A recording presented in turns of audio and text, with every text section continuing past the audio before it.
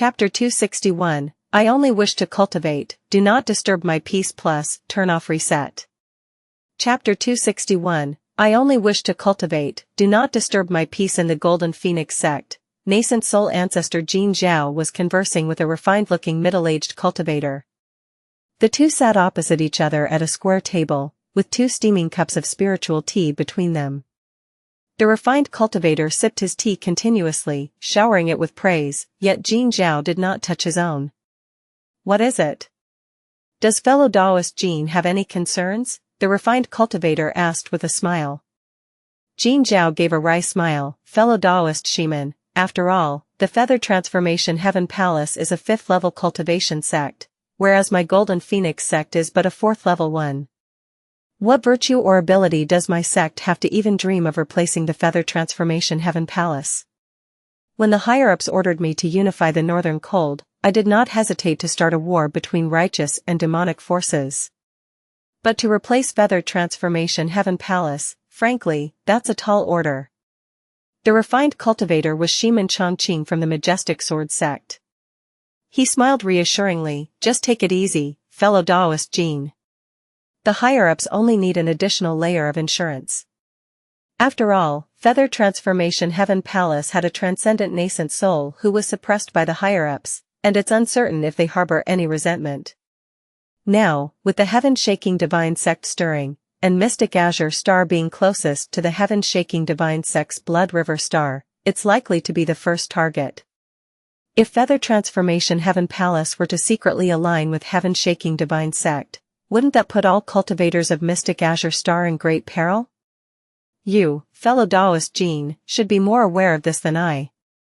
Jin Zhao sighed lightly and nodded. When the Reincarnation Divine Church clashes with the heaven-shaking divine sect, it's a battle of deities, and they, mere minions, must simply obey orders.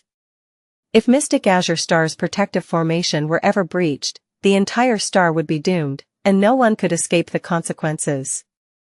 Ximen Chongqing continued, if Feather Transformation Heaven Palace leans towards the heaven-shaking divine sect, then your Golden Phoenix sect will become the primary sect stationed on Mystic Azure Star by the higher-ups.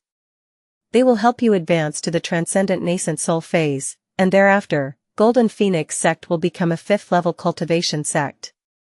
Should it turn out that Feather Transformation Heaven Palace has no connections with the heaven-shaking divine sect, and your sect accomplishes the task of unifying the Northern Cold, you will also receive a great bounty of treasures.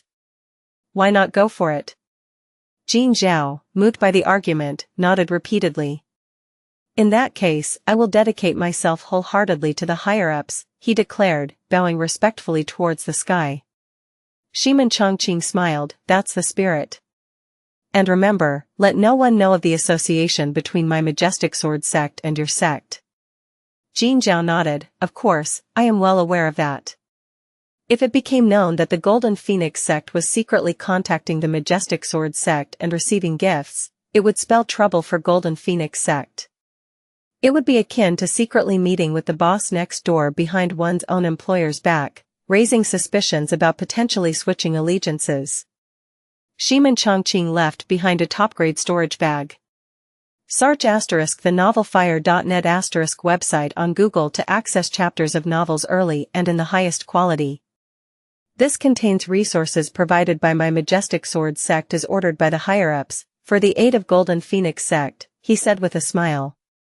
Now that I have delivered the items, I shall take my leave. With a gesture of his hand, he altered his appearance. Jin Zhao was puzzled, fellow Taoist Ximen, won't you stay at Golden Phoenix sect? Ximen Chongqing laughed heartily, I am busy with my cultivation. If not for our sect leader knowing of our acquaintance and specifically sending me here, I would still be in secluded cultivation. Jin Zhao nodded, take care, fellow Taoist Ximen. Take care, Ximen Chongqing nodded, quickly departing. He looked back at Golden Phoenix sect and shook his head slightly. Mystic Azure will inevitably become the first battlefield between the Reincarnation Divine Church and the heaven-shaking divine sect. Staying here is akin to courting death. I certainly won't stay behind. Reflecting on Jin Zhao's words, he chuckled and shook his head, then headed straight for Central Continent. The teleportation arrays scattered across Mystic Azure Star could only lead to a previously hazardous extraterritorial battlefield. Only after transiting through that battlefield could one travel to other cultivation stars. But since that battlefield had collapsed, all local teleportation arrays had become inactive. Only Feather Transformation Heaven Palace still possessed a teleportation array leading to a perilous extraterritorial battlefield. Xianxia had used a disguise and transited twice to travel from Dawn Star to Mystic Azure Star. Those who used this teleportation array were mostly nascent soul cultivators. Holding a token from the Reincarnation Divine Church, Feather Transformation Heaven Palace dared not thoroughly check his identity.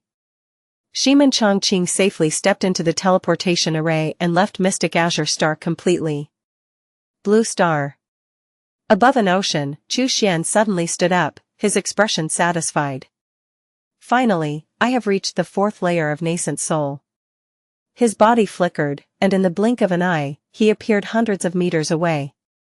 His speed was astonishing. Looking down, the sea surface over which he had passed had turned into thick frost. Some fish were frozen within it, lifelike as if they were still swimming. Despite it being the height of summer, the sea had frozen over in moments, demonstrating the power of this technique. This ice crystal divine light escape is really excellent.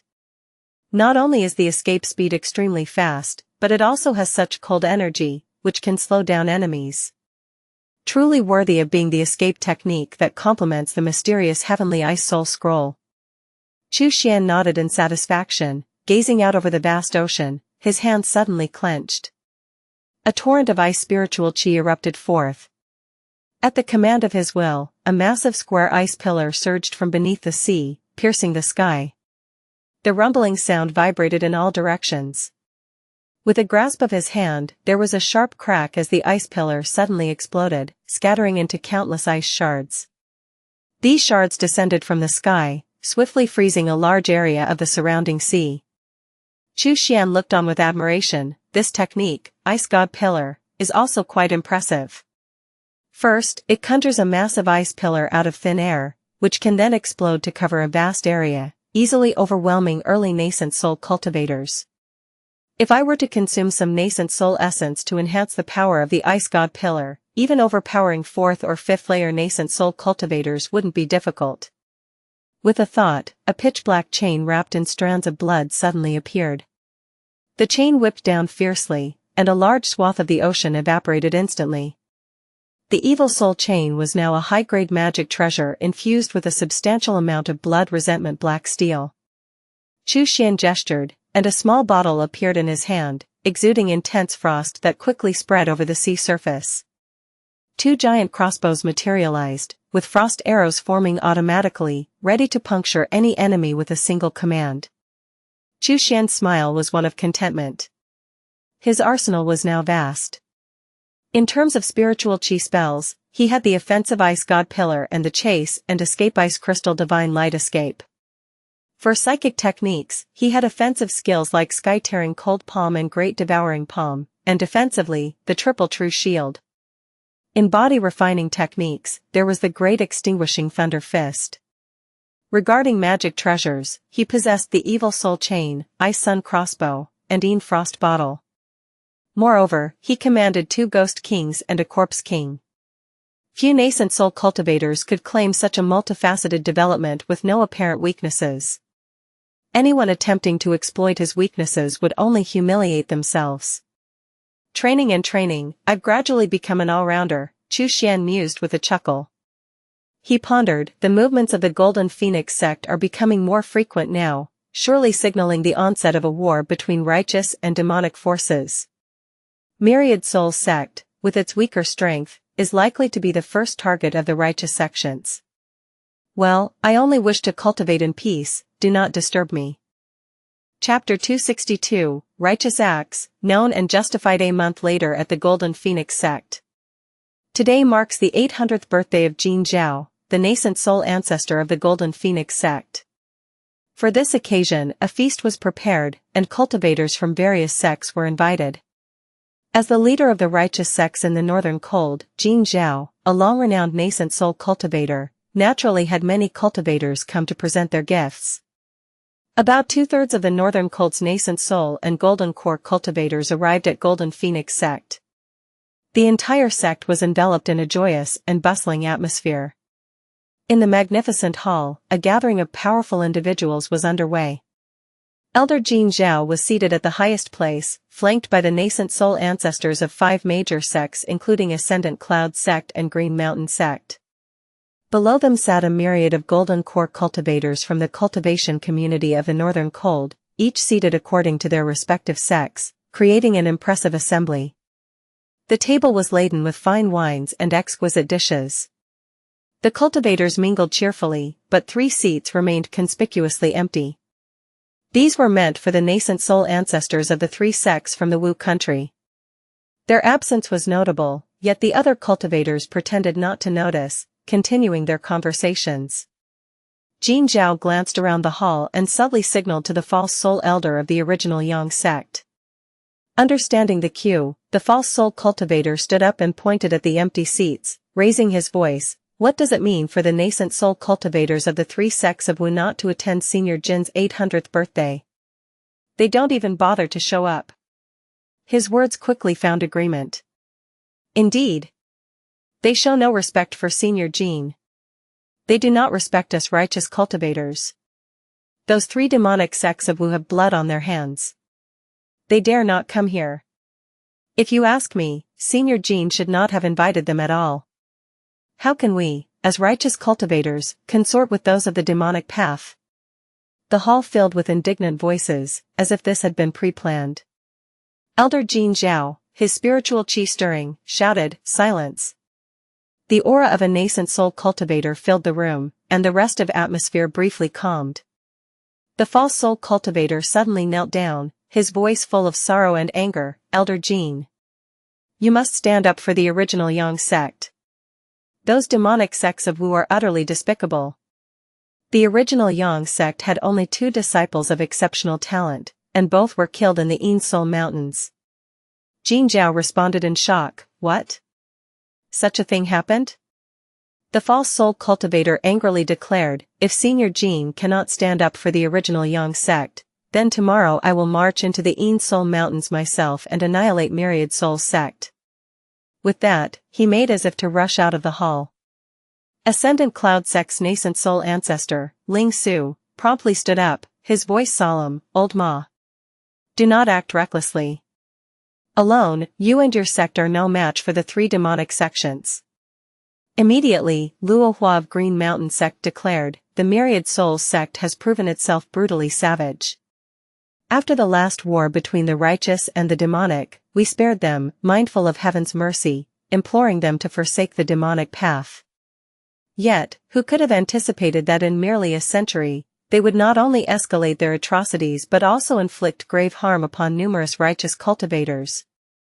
Luo Hua turned to Jin Zhao. I heard that your disciple, Xiao Tianjiao, also perished in the Yin Soul Mountains? Jin Zhao's eyes misted over. Indeed. Initially, I was so enraged that I wanted to storm into the Yin Soul Mountains myself.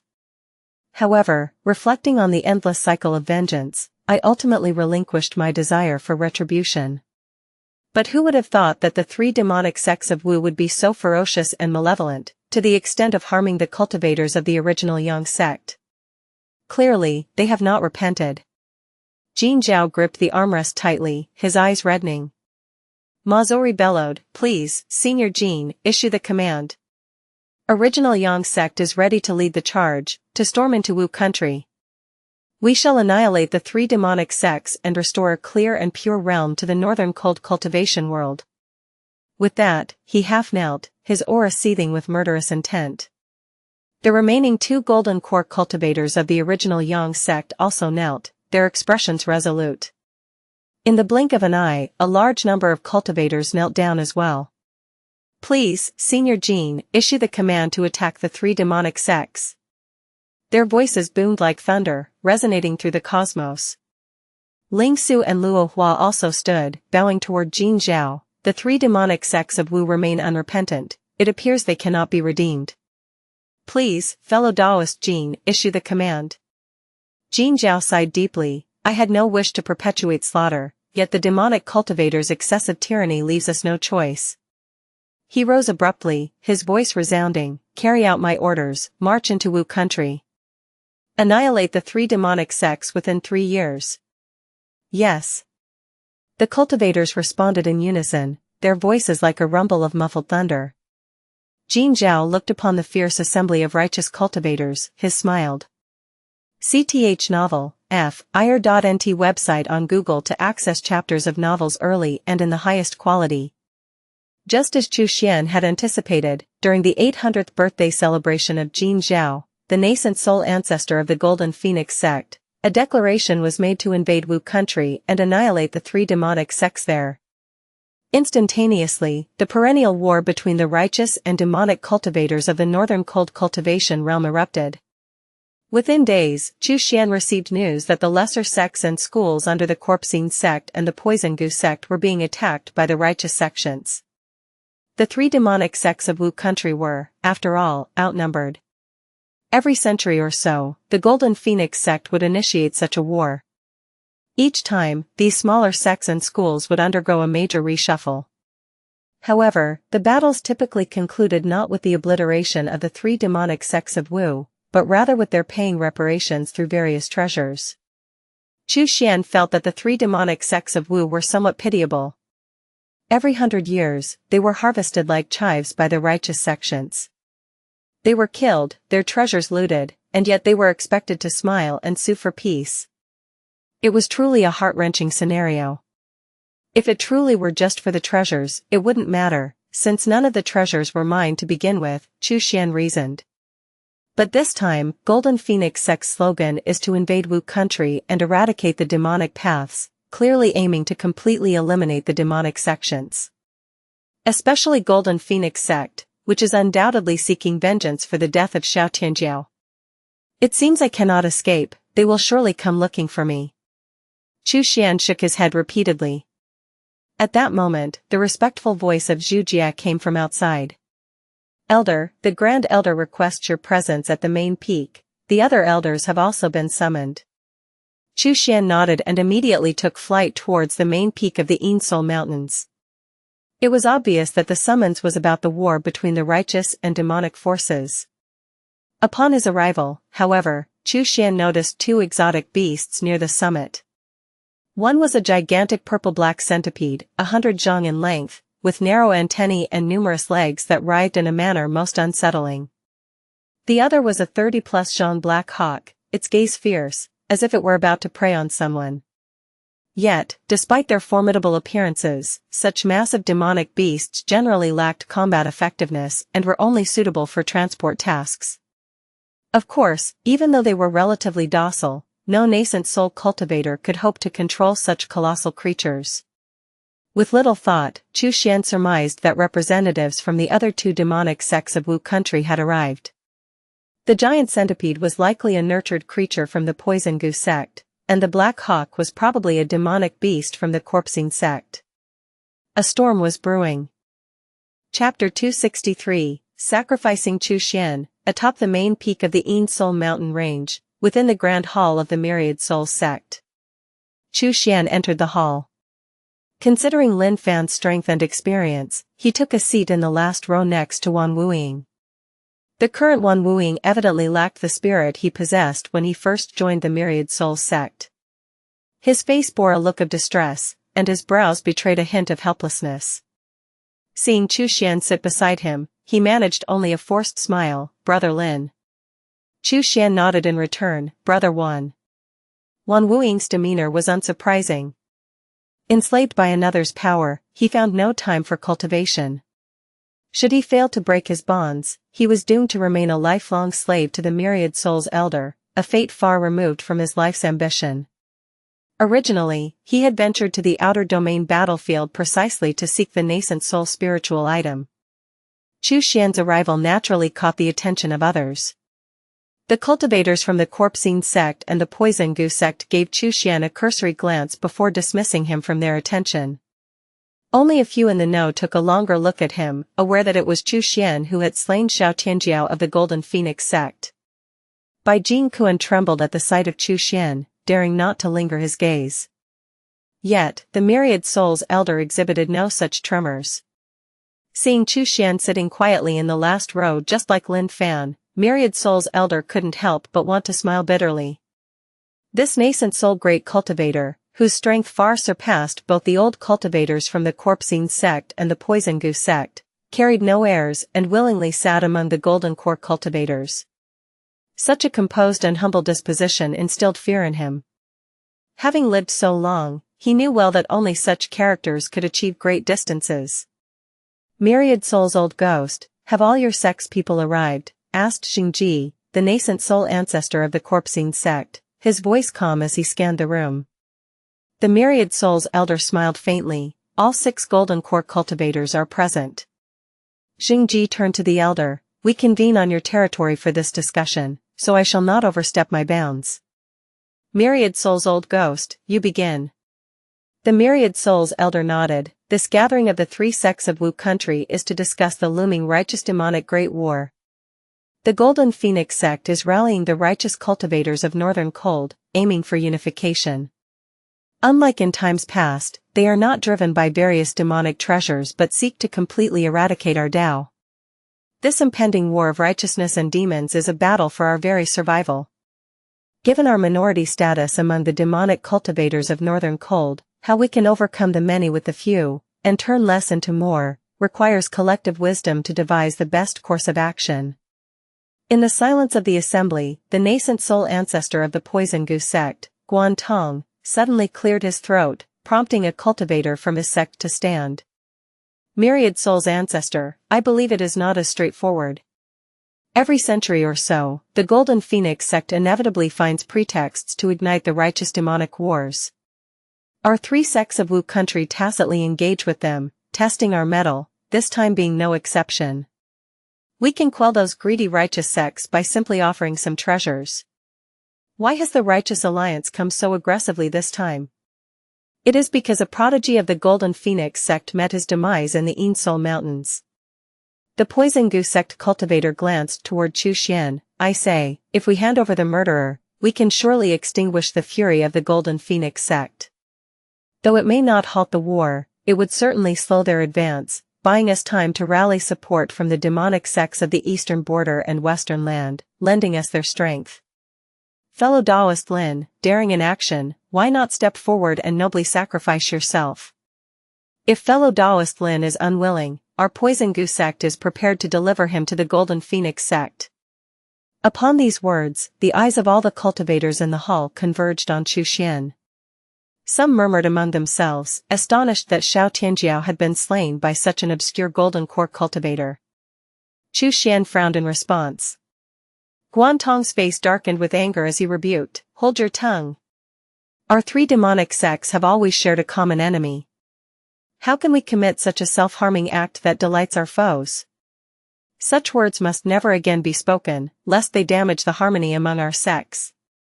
You are fined 5 years' salary. Collect your punishment upon your return. The Golden Core cultivator from the Poison Goose sect, after a stern reprimand, begrudgingly sat down, still visibly upset. Yet, the lenient punishment made it clear that it was likely a maneuver orchestrated by Guan Tong himself. The unity within the 3 demonic sects was not as solid as it appeared. Many believed that the Myriad Soul sect had brought this trouble upon themselves. If the righteous sects declared their intent targeted only at the Myriad Soul sect, others would scarcely conceal their glee. Xuan noticed several cultivators from the Poison Goose sect possibly harboring such thoughts. The Myriad Soul's elder shuddered upon hearing the proposal of sacrificing Xuan. Bai Jing Kuan, usually so composed, nearly spat out his tea in shock upon hearing someone suggest handing over Lin Fan to the righteous sects, drawing a look of surprise from the nearby Zhong Yan. Xianxia frowned deeply, stop this foolish talk. The righteous sects float these suggestions to sow discord among us. Today they ask for 1, tomorrow they will demand 2. And then 3, for after that. If one day they demand your surrender, could you still utter such words? The cultivators of the Poison Goose sect were left speechless, realizing the gravity of the situation only when it fell upon their own heads. Xianxia snorted coldly, we shall discuss only strategies to counter the Righteous Alliance. Bring up anything else, and I will show no leniency. His gaze settled unmistakably on Guantong. Xingji, the strongest among the three, having attained the third level of the nascent soul, carried considerable influence. Guantong had no choice but to divert his gaze and remain silent. Within the myriad souls temple, the cultivators eagerly voiced their opinions. Some argued that they should seek assistance from the demonic sects of the western land and eastern border, hoping they would understand the peril they all shared. Others suggested bribing sects like the Ascendant Cloud sect, Green Mountain sect, and Original Yang sect, clarifying the benefits and consequences to persuade them to abstain from attacking the three demonic sects. After all, once a war between righteousness and demons erupted, casualties were inevitable, and vast amounts of cultivation resources would be expended. Why engage in battle when the desired benefits could be obtained without death and expenditure? Yet another cultivator proposed that they should appeal to the feather transformation Heaven Palace for intervention, a suggestion that was met with derision by others. SEA the novelfire.net * website on Google to access chapters of novels early and in the highest quality. The feather transformation Heaven Palace, a bastion of righteousness, was unlikely to meddle in the affairs of Northern Cold on behalf of the three demonic sects. Chu Xian, seated among the golden core cultivators of the myriad souls sect, found the debate tediously soporific. He had never been one for scheming. Scheming was for those of nearly equal strength, or for the weaker to use cunning tactics to overcome the stronger. But with overwhelming power, what need was there for schemes? Simply crushing all opposition would suffice. As dusk approached, the discussions finally concluded, and everyone returned to their respective peaks. Bai Jing Kuan, Zhong Yan, and other cultivators also prepared to head back. Fanner, wait a moment, the myriad souls elder said kindly. Yes, Chu Xian nodded. Chapter 264, Now, it is time for me to act plus, turn off reset. Chapter 264, Now, it is time for me to act. Moments later, only Chu Xian and Myriad Souls Elder remained in the Great Hall. Myriad Souls Elder then asked, did today's words from the Poison Goo sect cultivator anger the master?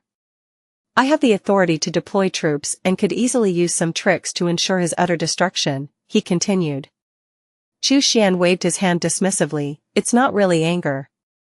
Just make sure he's more careful in his next life. Understood. Is that all you wish to discuss with me? Chu Xian asked casually. Myriad Souls Elder shook his head, there's another matter. You had instructed me to discipline Zhong Yan, which I have done. She won't dare disturb your peace anymore. Well done, Chu Xian nodded. Unable to hold back, Myriad Souls then expressed, Master, the disparity between the forces of righteousness and demonic powers in Northern Cold is about 70 to 30. If this continues, you won't have peace to cultivate. Might you consider intervening? Chu Xian smiled. He certainly intended to intervene. With such a power imbalance, if he remained on the sidelines, he would never find peace. Sooner or later, he'd be forced to change his identity and leave. And he was too lazy to relocate. Send me all the information on those nascent soul cultivators from the righteous path, Chu Xian instructed nonchalantly. And every single update on the movements of the righteous demonic war as well. I shall act when it is time. Hearing this, Myriad Souls was greatly reassured and bowed deeply in gratitude, thank you, Master. After Chu Xian left the hall, Myriad Souls Elder finally breathed a sigh of relief. His strength far surpasses Jingji, Guantong, and myself. With him acting, we could at least match Golden Phoenix Sect's Jin Zhao. This could change the odds from 70-30 to a more manageable 60-40. Just as long as the gap isn't too vast. Myriad Souls Elder felt considerably better. In the blink of an eye, 3 years passed on Mystic Azure Star. Every few days, a battle report would be delivered to Black Devil Peak, allowing Chu Xian to clearly understand the progress of the righteous demonic war in Northern Cold. The land was rife with war and turmoil, yet the three demonic sects of Wu country remained unvanquished. The righteous sect's proclamation of eradicating the three demonic sects within 3 years had turned into a joke. Just as I expected, Chu Xian mused. The righteous sects are mighty but disunited, with each sect scrambling for gains. Moreover, the righteous sects have historically ended these wars victorious, fostering arrogance among their cultivators. They believe that no matter how the battle goes, they will eventually win. Once they invaded Wu country, they immediately dispersed, attacking the Corpsine sect, Poison Goo sect, Myriad Soul sect, and various affiliated sects individually. Lacking a united front to focus their assault on a single sect, it's quite difficult for them to topple the three demonic sects of Wu country in a short time. Xuan smiled faintly, his guess about the state of affairs not far off. He hadn't expected that in just 3 years, the situation would have devolved into a series of isolated conflicts. A flash of information crossed his mind, revealing the profiles of the nascent soul cultivators from the righteous sects. Jin Zhao, nascent soul ancestor of Golden Phoenix sect, likely a third-level nascent soul, possessing formidable strength. Ling Su, nascent soul ancestor of Ascendant Cloud sect, likely a second-level nascent soul. Luo Hua, nascent soul ancestor of Green Mountain sect, likely a second-level nascent soul. Ma Zori, a false soul stage cultivator. None of them was in the middle stage of the nascent soul, making them manageable opponents for Xuan. Handling multiple adversaries at once would pose no issue, especially since these were all early-stage nascent soul cultivators, which was easy to comprehend. The more advanced nascent soul and late-stage cultivators were mostly engaged in extraterritorial battlefields, preparing for deity transformation and seeking spiritual items. Jin Zhao and his peers, being of lower realms, saw no need to venture into perilous battlefields and chose to remain on Mystic Azure Star to guard their traditions. Xuan wasn't particularly concerned about these individuals. Despite their numbers, they posed little threat. Should he decide to take action, he only needed to find an occasion when they were gathered together to resolve them swiftly. His interest lay in the broader dynamics. Previously, in perilous battlefields, Xuan had become aware of the deep-seated conflict between the heaven-shaking divine sect and the reincarnation divine church. For the coveted Tao Tai seed tree, the heaven-shaking divine sect had even infiltrated the battlefields controlled by the reincarnation divine church. Search *the novelfire.nt website on Google to access chapters of novels early and in the highest quality. He had heard that Mystic Azure Star was the nearest celestial body to the heaven-shaking divine sect. Should these two level 6 cultivation sects clash, Mystic Azure Star would inevitably become their primary target. If the latter scenario were to unfold, Xuan needed to prepare early. The local cultivators of Mystic Azure Star would not be able to match the status of the rulers brought by the heaven-shaking divine sect. If he was to aim for the deity transformation stage, interacting with the heaven-shaking divine sect was inevitable. Naturally, a higher status was preferable.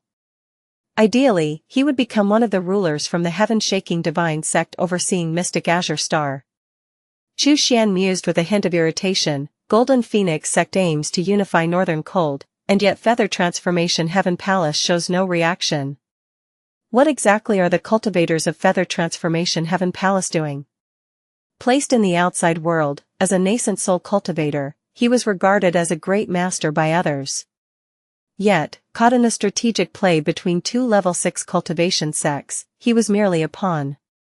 Strength, it always comes down to strength. If I were a divine ascendant now, both the reincarnation divine church and heaven-shaking divine sect would be courting me themselves, seeking to secure my allegiance. Why should I need to sift through minor details to trace the subtle schemes laid by these two sects? Xuan sighed lightly. The longer one survived in this survival of the fittest cultivation world, the clearer the importance of strength became. Another half-year passed. Xuan received fresh intelligence brought by the Myriad Souls elder sect.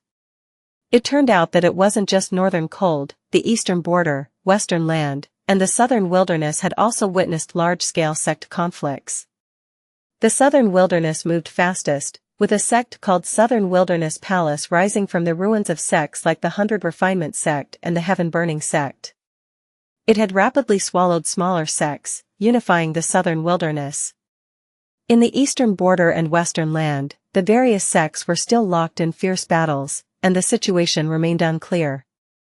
Clearly, a massive unseen hand was manipulating the grand chessboard of Mystic Azure. Jin Zhao has finally resorted to drastic measures, executing 2 disobedient golden core cultivators in front of all the cultivators, reported the intelligence.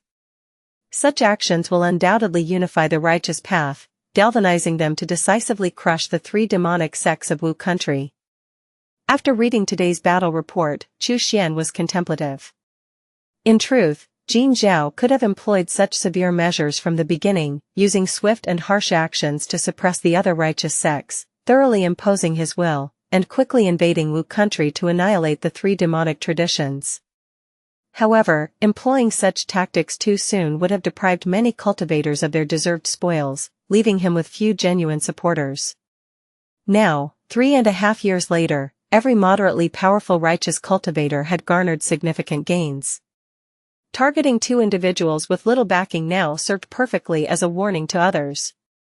It's finally time for me to take action.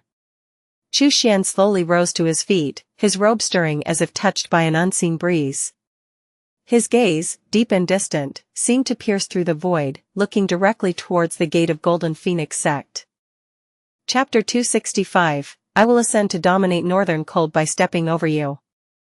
Plus, turn off reset.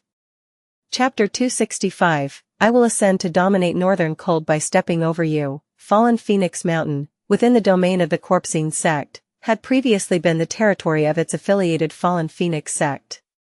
5 days ago, it had been seized by the Golden Phoenix sect, whose power dwarfed that of the Fallen Phoenix sect like the moon outshines the glowworm. The Golden Core ancestor of the Fallen Phoenix sect died valiantly in battle, and the majority of its disciples perished in this conflict.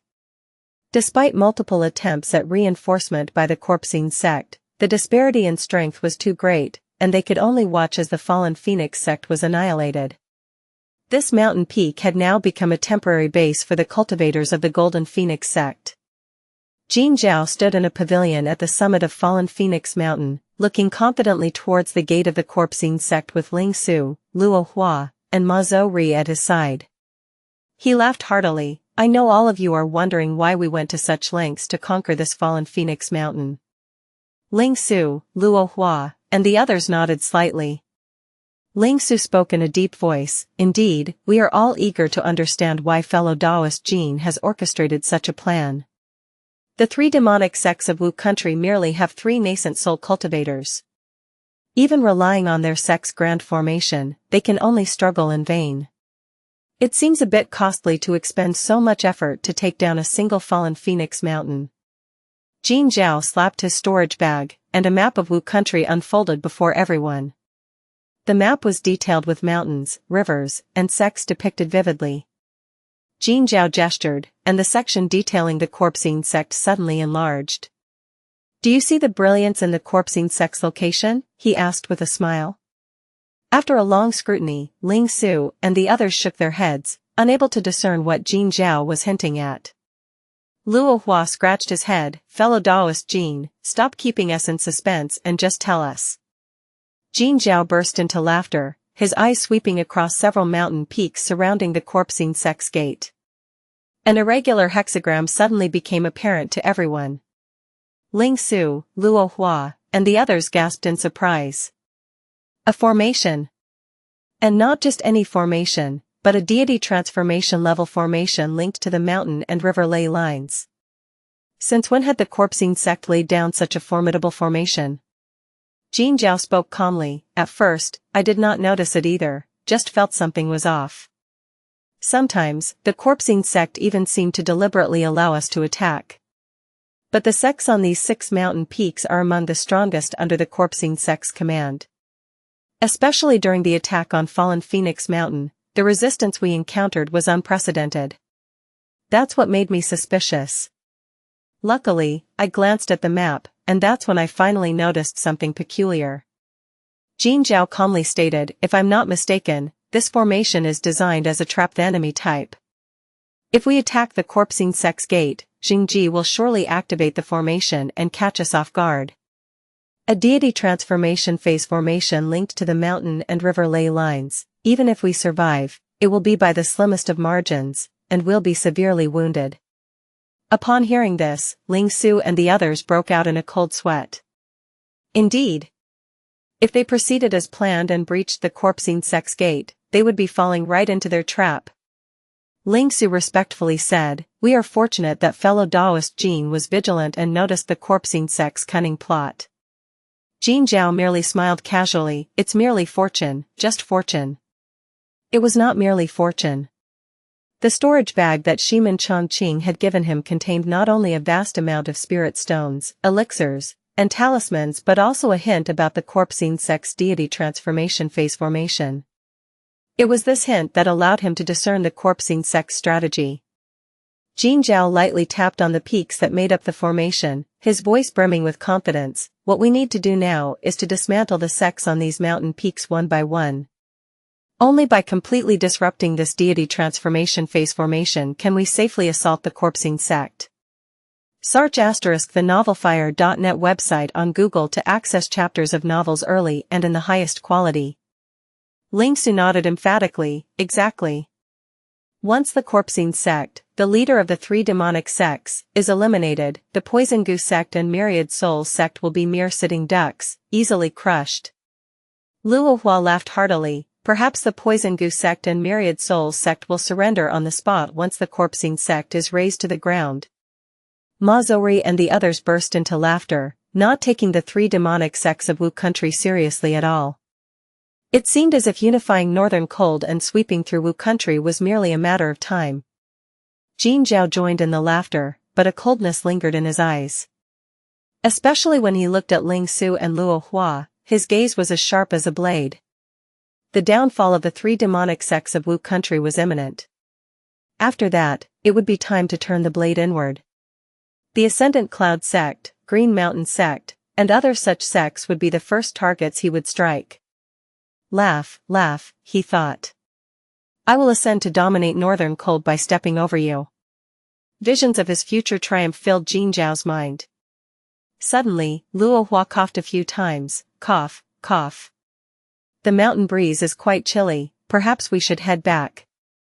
Ling Su nodded. "With age, we can't compare to the younger generation anymore, and I too feel the weather turning a bit too cold."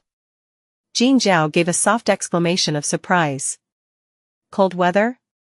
That was not something nascent soul cultivators should normally feel. Unless they were in an environment formed by extremely cold spiritual objects, nascent soul cultivators rarely felt cold. At that moment, a faint laughter echoed through the air. "Oh? You claim to be adept in formations?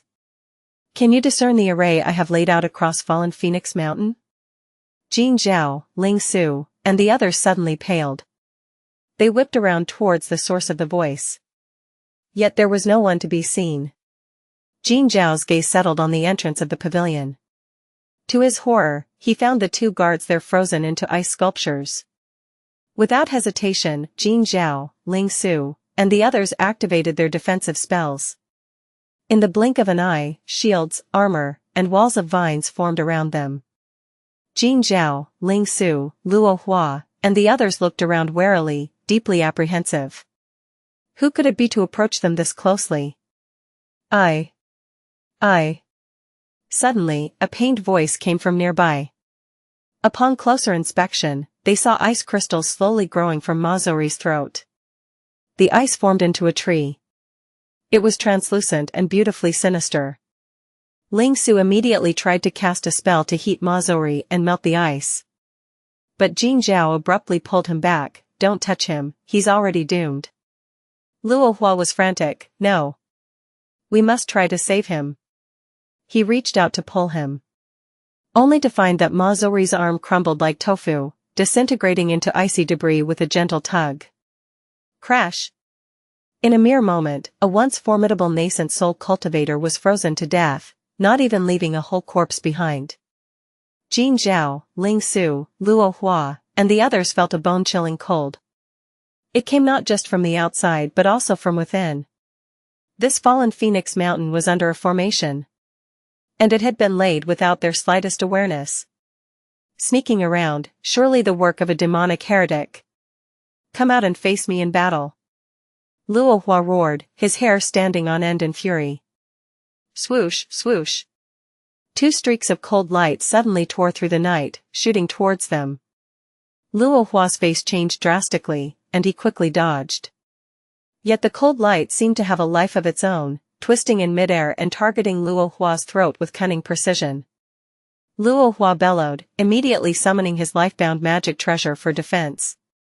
It was a wooden shield glowing with a pale green luminescence. A loud clang resounded as the cold light struck the shield. The latter instantly developed a crack, its surface covered with frost, becoming unbearably heavy. Luo Hua staggered back several steps before he could stop. Just as he thought himself safe and took a breath, an invisible spiritual giant hand suddenly struck from behind. Chapter 266, It's impossible for Northern Cold to possess such formidable figures. Plus, turn off reset. Chapter 266, It's impossible for Northern Cold to possess such formidable figures. Two spiritual giant hands, carrying a surge of icy chill, invaded Luo Hua's mind in an instant, as if to freeze his very thoughts. At that moment, Luo Hua found himself utterly powerless to resist. He could only instinctively summon a defensive spiritual technique. A thin shield of spiritual sense formed within his mind. However, this shield was instantly shattered by the overwhelming force of the giant hands. After all, this was merely a golden core stage spiritual technique. How could it stand against a nascent soul stage power? With a crack, his mind lay completely exposed before the giant hands. Thump. Luo Hua's eyes glazed over as he fell to the ground. With his sense severely damaged, even if he did not become an imbecile, he no longer possessed any fighting capability. All of this occurred in the blink of an eye. From the moment Luo Hua was attacked to the loss of his combat abilities was merely an instant. Jin Zhao, Ling Su, and the other 5 nascent soul cultivators' complexions changed drastically. Luo Hua was, after all, a second-tier nascent soul cultivator. To fall so easily? The adversary's power was terrifyingly formidable.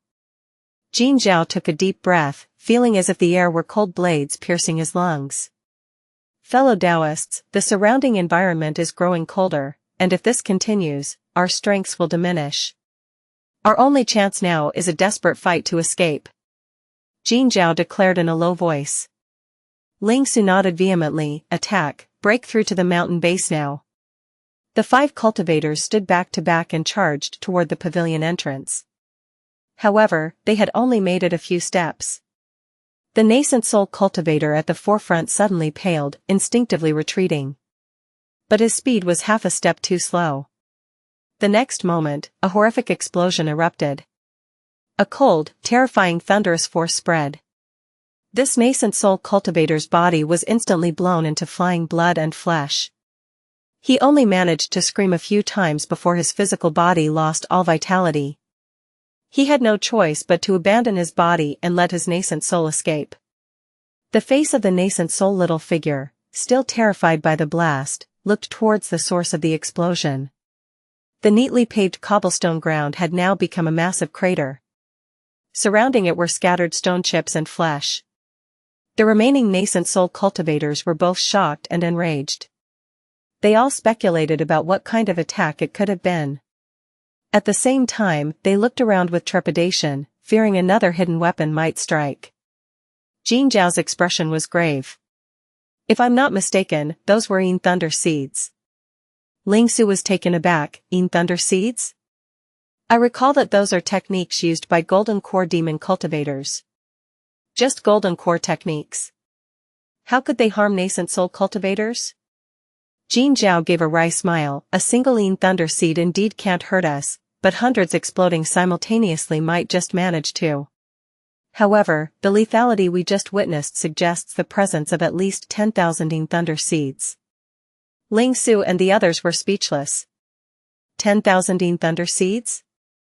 How much would Yin Thunder need to refine so many? Yin Thunder is formed only by the confluence of Thunder spiritual Qi and Yin evil Qi. Within the northern cold region, such sinister locations are exceedingly rare. Almost all are under the control of righteous sects like the Golden Phoenix sect. How could someone refine 10,000 Yin Thunder Seeds? CTH Novel, F. IR.net website on Google to access chapters of novels early and in the highest quality. 10,000 Yin Thunder Seeds might be this person's limit. If we break out separately, we can surely escape. One nascent soul cultivator growled.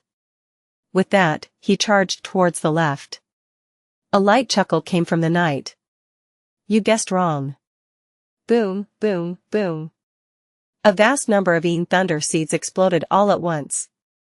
That nascent soul cultivator suffered even more horrendously, his body shattered beyond recognition, his nascent soul extinguished amidst the explosions. Why seek death?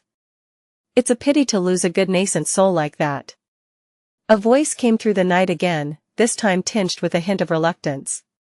This voice instilled fear in Ling Su and the others. Pity? This person was not lamenting the death of a nascent soul cultivator. They were merely regretting the loss of resources. Clearly, in their eyes, these nascent soul cultivators were nothing more than mobile cultivation resources. Seizing the moment, Jin Zhao silently retrieved a mirror from his storage bag. He suddenly expelled a breath of nascent soul essence, casting a spell into the mirror. The mirror immediately emitted layers of white light, dispelling much of the surrounding darkness. Shield me. This treasure is called the reflecting mirror, and it can reveal the whereabouts of that person. Jin Zhao whispered. Hearing this, Ling Su and the others quickly positioned themselves in front of Jin Zhao. Jin Zhao lifted the mirror and scanned the surroundings. Sure enough, a faint shadow appeared not far away. The shadow, caught by the reflecting mirror's light, panicked and tried to dodge. However, the light from the mirror had a tracking effect. No matter how the shadow attempted to evade, its outline was tinged with light, always faintly visible. For a nascent soul cultivator, such a degree of illumination was more than sufficient. Attack! Destroy this sneaky demon!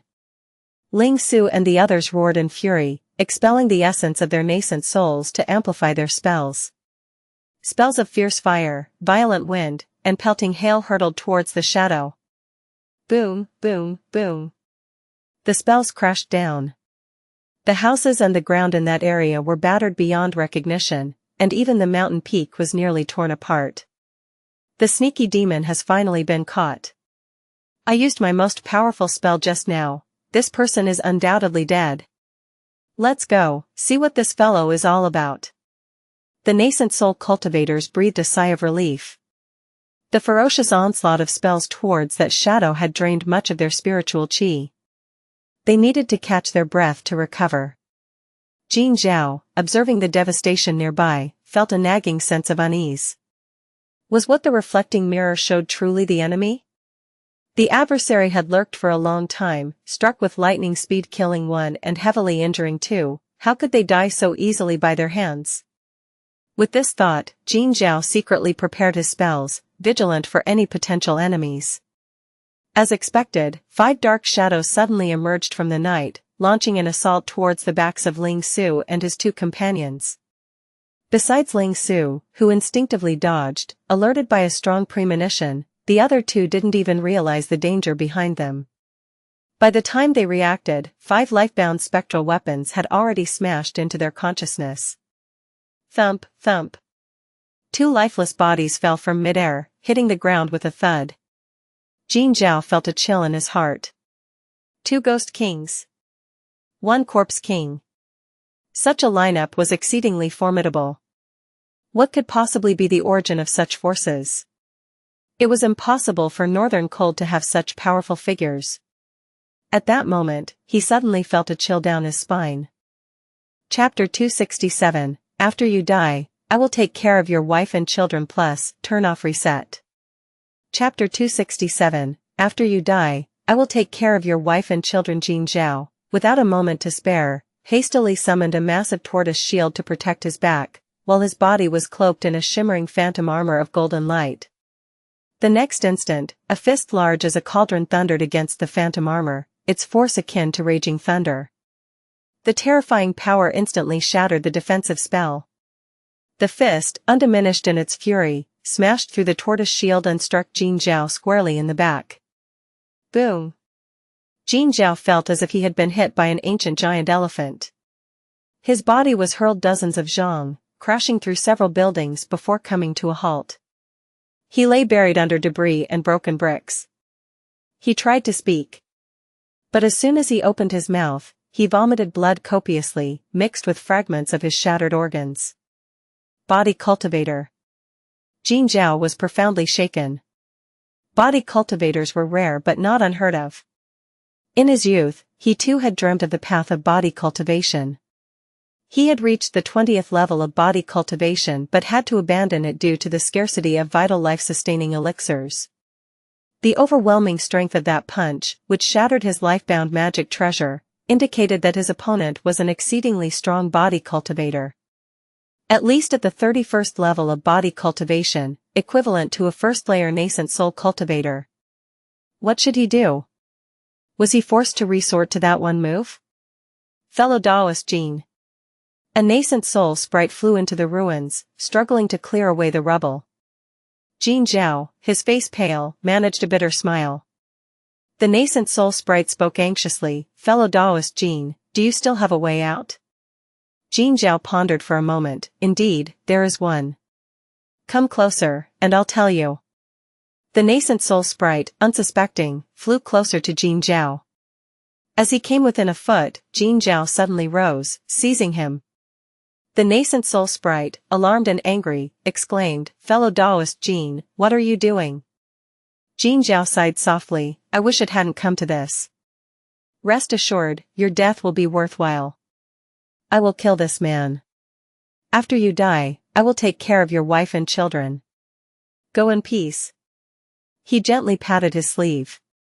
A dark shadow emerged from his sleeve. The shadow, sensing the essence of the nascent soul, opened its gaping maw and swallowed the nascent soul sprite in one bite. After consuming the nascent soul, the shadow displayed a look of satisfaction. "Satiated, are you? Lend me your strength." Jin Zhao whispered low. The shadow nodded, slowly merging into his body. In the blink of an eye, Jin Zhao's sunken back swelled like it was being inflated, rapidly returning to its original form. The injuries on his body healed at a visible speed, as if a strange power was mending all the wounds inside and out. Not only that, a potent aura within him climbed steadily higher. What is this technique? Quite interesting.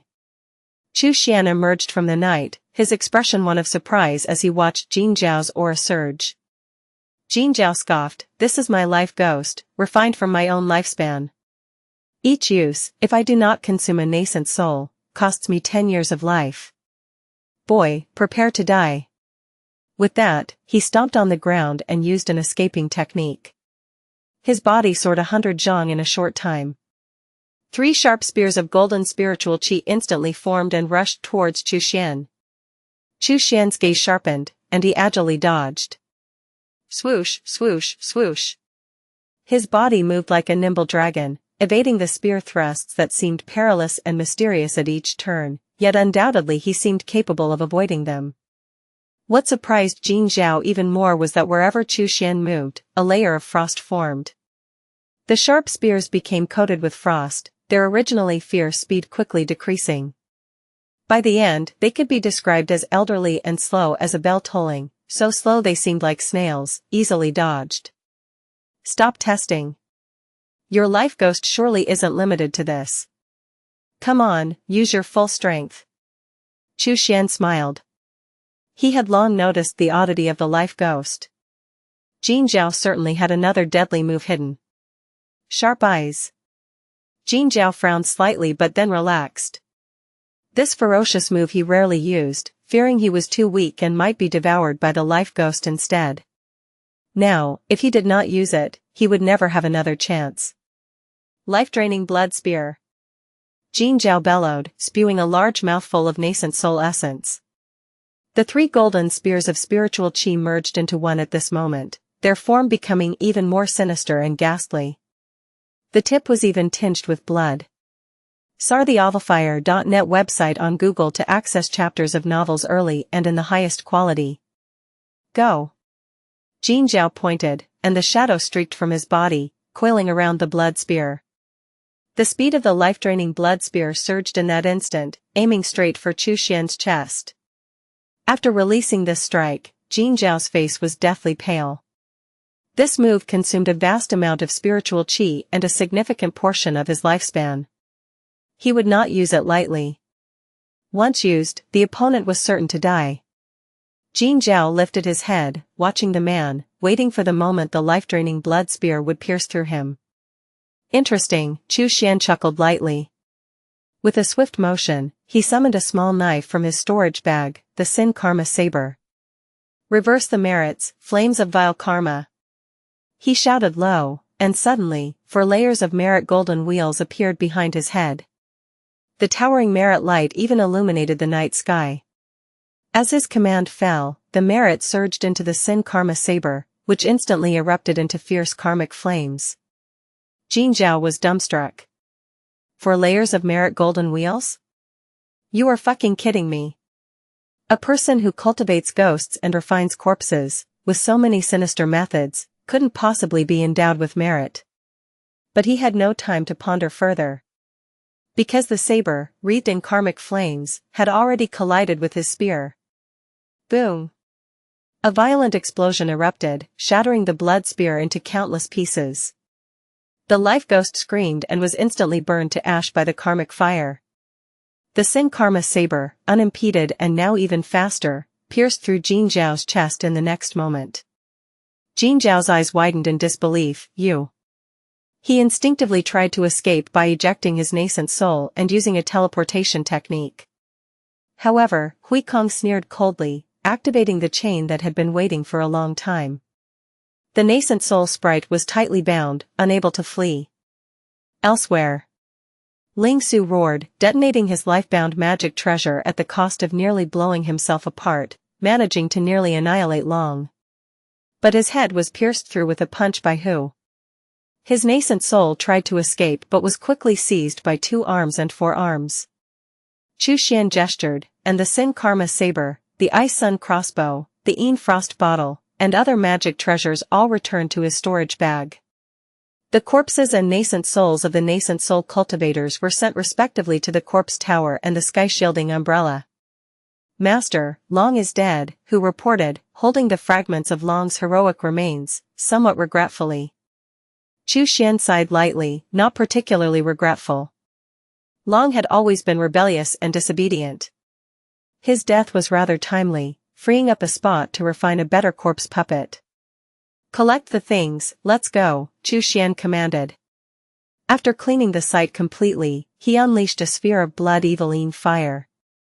The dark purple flames exploded forth, quickly enveloping the entire fallen Phoenix Mountain. Any traces of battle would be utterly obliterated by such flames, leaving nothing behind. Chapter 268, The 5 Ghosts Life-Seizing Method, Heavenly Ingu Corpse Technique Plus, Turn-Off Reset. Chapter 268, The 5 Ghosts Life-Seizing Method, Heavenly Ingu Corpse Technique. Taking advantage of the night, Chu Xian returned to Black Devil Peak. His first task was to inspect the storage bags of the nascent soul cultivators. However, the foundations of these cultivators were far below his expectations, pitifully so. One might have mistaken them for golden core cultivators masquerading as nascent soul cultivators. Aside from Jin Zhao, the combined contents of the other 5 nascent soul cultivators' storage bags weren't particularly impressive, merely expanding Chu Xian's reserves of spirit stones a bit, which would be convenient for setting up future formations. Their magic treasures and spells did not particularly impress Chu Xian. Some nascent soul cultivators were even using golden core level spells, which was not surprising given they were only at the first layer of the nascent soul stage. Ah, this person's storage bag. Chu Xian examined Jin Zhao's storage bag, and he was genuinely surprised. This person had a substantial reserve of spirit stones, talismans, and medicinal pills. Some talismans and pills clearly did not originate from the northern cold. There's also a map of the corpse insect's grand formation. It seems he indeed had support from a higher power. Suddenly remembering something, Chu Xian quickly found Shangwan Hao's storage bag, and after a brief comparison, he understood. These are talismans and pills from the Majestic Sword sect. The style is exactly the same. Chu Xian stroked his chin, thoughtful. The Majestic Sword sect would certainly not assist a 4th-tier sect on Mystic Azure Star without reason. It must have been the Reincarnation Divine Church that ordered the Majestic Sword sect to intervene. This was quite intriguing. The Feather Transformation Heaven Palace was the overlord of Mystic Azure Star and closer to the Golden Phoenix sect. Why didn't the Reincarnation Divine Church order them to assist the Golden Phoenix sect but instead directed the Majestic Sword sect to help? Could it be that the Reincarnation Divine Church no longer trusted Feather Transformation Heaven Palace? Feather Transformation Heaven Palace's spirit feather true person was once single-handedly suppressed by an astral projection ancestor from the Reincarnation Divine Church. Perhaps because of this, Feather Transformation Heaven Palace might harbor resentment towards the Reincarnation Divine Church. Recalling a past incident, Xianxia suddenly saw things more clearly. The northern cold, southern wilderness, eastern border, and western land all had sects intervening to enforce unity, likely at the behest of the Reincarnation Divine Church. He had yet to see any movements from the heaven-shaking Divine Church.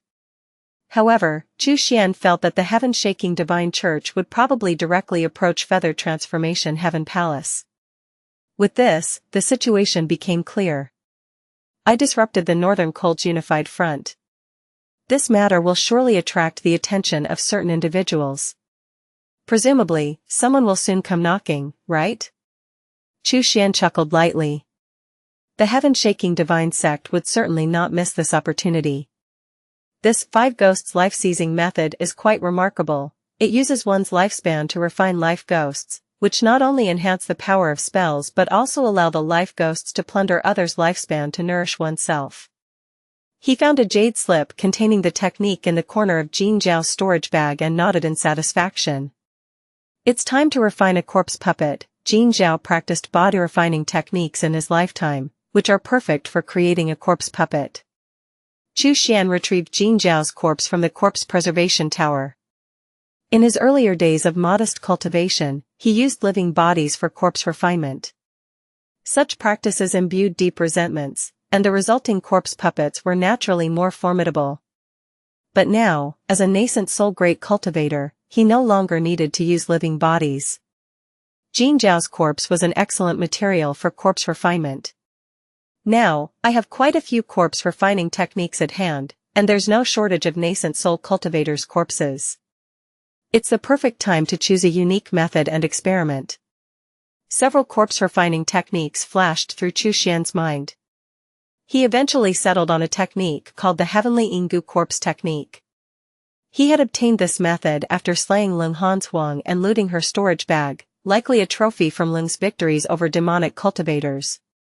This technique creatively combined goo worms with corpse puppets. The resulting corpse puppet, also known as a goo corpse, was indeed formidable. However, the demonic predecessor who created this technique had only initiated it in part. Due to limited knowledge of goo worms, he hadn't fully perfected it. Xian was undeterred. He was well versed in both goo worms and corpse puppets and saw this as an opportunity for further trials. With plenty of nascent soul corpses available, even a few failures were acceptable. But a successful creation of a goo corpse was what truly excited him. Unwittingly, I find myself as enthused as when I was buried in my studies of esoteric arts at the Infinite Sect.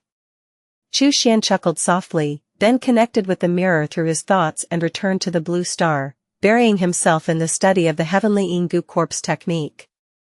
Several days later, the disappearance of nascent soul cultivators like Jin Zhao, Ling Su, and Luo Hua was finally noticed by the righteous sections. Golden Core cultivators frantically sent messages to their masters. These messages, however, vanished like stones sinking into the ocean, without any response. Nascent soul cultivators were like stabilizing pins in the sea. They also represented the pinnacle of combat power. Once the nascent soul cultivators were gone, collapse was only a matter of time. On the side of the 3 demonic sects of the Wu country, Jingji, Guantong, and Wanhun also noticed the anomalies and began to launch probing attacks.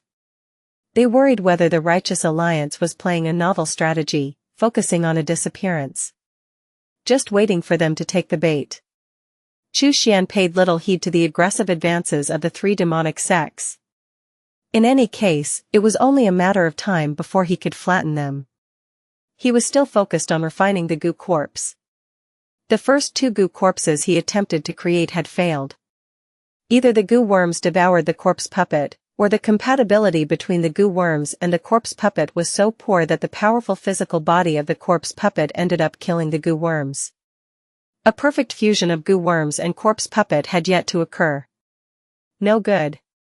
Xuan sighed softly. The goo worms he possessed now were almost obsolete. The blood bee queen was still decent. Its offspring, soldier bees, poison bees, fire bees, and hidden bees, were somewhat useful. As for the blood steel wire, GC seed, and thought nurturer, their provided enhancements were now minimal. If there was no transformation, they would inevitably be phased out in the future. The path of goo worms is not superficial. Xuan gave a wry smile. His previous thoughts had indeed been somewhat arrogant. The heaven-defying goo corpse technique, which even a demonic cultivator in the deity transformation stage had not been able to fully improve, how could he perfect it? Enough, I shall use the Vajra corpse refining technique to refine Xianxia into a corpse puppet for now. Xuan followed the previous procedures, quickly preparing the corpse refining elixir, and then submerged Xianxia's corpse in it. His earlier experiments with the heaven-defying goo corpse technique had used the corpses of other nascent soul cultivators. Xianxia the novel_fire.at website on Google to access chapters of novels early and in the highest quality. Xianxia's body was particularly robust and rare, which was why he had kept it. Xuan's thoughts shifted, and he extended his spiritual sense into that third world. As expected, he was still inside that dimly lit cave dwelling. During this period, he had often cast his gaze there, but unfortunately, as years went by day after day, the fated lucky one had never arrived. Huh? What's that noise? Xuan suddenly heard a rustling sound.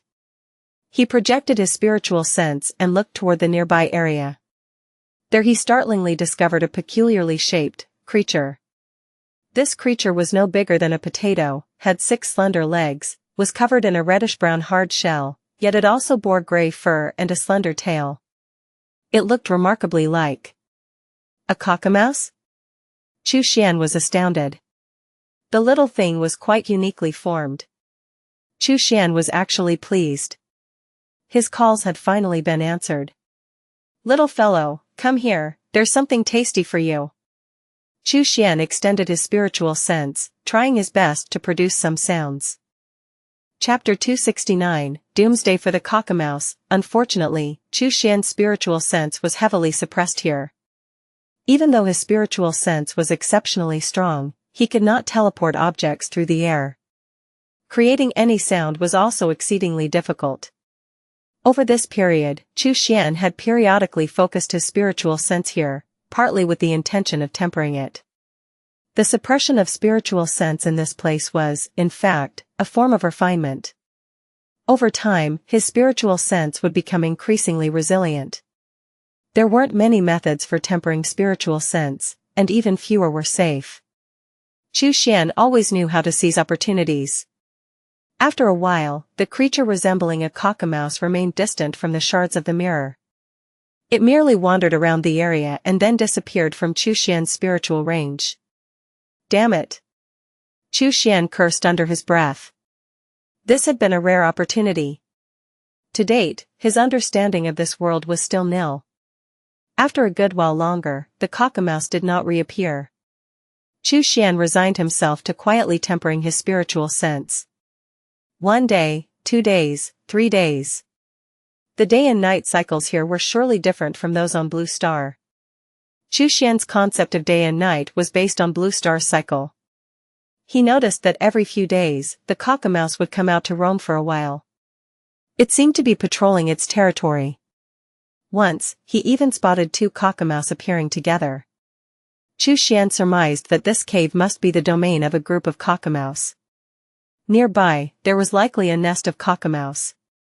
Their repeated appearances were solely in search of food. Let's wait a bit longer. Xuan sighed resignedly, casting aside his distractions to continue tempering his spiritual sense. On Mystic Azure Star, in the northern cold, atop a high mountain. A figure clad in black overlooked the collapsing battlefront of the Righteous Alliance, a slight smile playing on his lips. Interesting, I thought the Northern Cold had no more moves to play, but these nascent soul cultivators disappeared overnight. Without a doubt, the 3 demon sects of Wu country will soon unite the Northern Cold. The man in black nodded in satisfaction. Of the 3 demon sects, the Corpsine sect is the strongest, followed by the Poison Goose sect, and the weakest is the Myriad Souls sect. His mind was filled with information about Jin Zhao, Jingji, Guantong, Wan Hun, and others. Jin Zhao, Ling Su, Luo Hua, and the others disappearing overnight must mean they have perished. Whoever killed these 6 early-stage nascent soul cultivators must be at least a mid-stage nascent soul. And surely a mid-stage nascent soul cultivator of considerable strength. Jingji and the others might have hidden their true powers. I must visit them personally to ascertain the truth. That mid-stage nascent soul cultivator is certainly worth recruiting. After pondering for a moment, the man in black vanished in the blink of an eye. Several days later, Chu Xian received a message from the Myriad Souls Elder. A mysterious nascent soul cultivator had visited, gifting numerous nascent soul stage pills and talismans, yet he demanded nothing in return. He left as freely as he had arrived. He also mentioned that this stranger had appeared at both the Corpsine sect and the Poison Goose sect, delivering similar gifts without any demands. This behavior baffled Jingji, Guantong, and the Myriad Souls Elder. Every gift that came without a price was secretly marked with 1. These pills and talismans were useful to them, yet they dared not use them. Free lunches didn't exist in their world, a lesson well understood by nascent soul cultivators. Intrigued by this news, Chu Xian felt a spark of interest. His network of information was broader than that of the Myriad Souls and the others. After some thought, he could guess the identity of this person. Golden Phoenix sect is backed by the Majestic Sword sect, which in turn is supported by the Reincarnation Divine Church.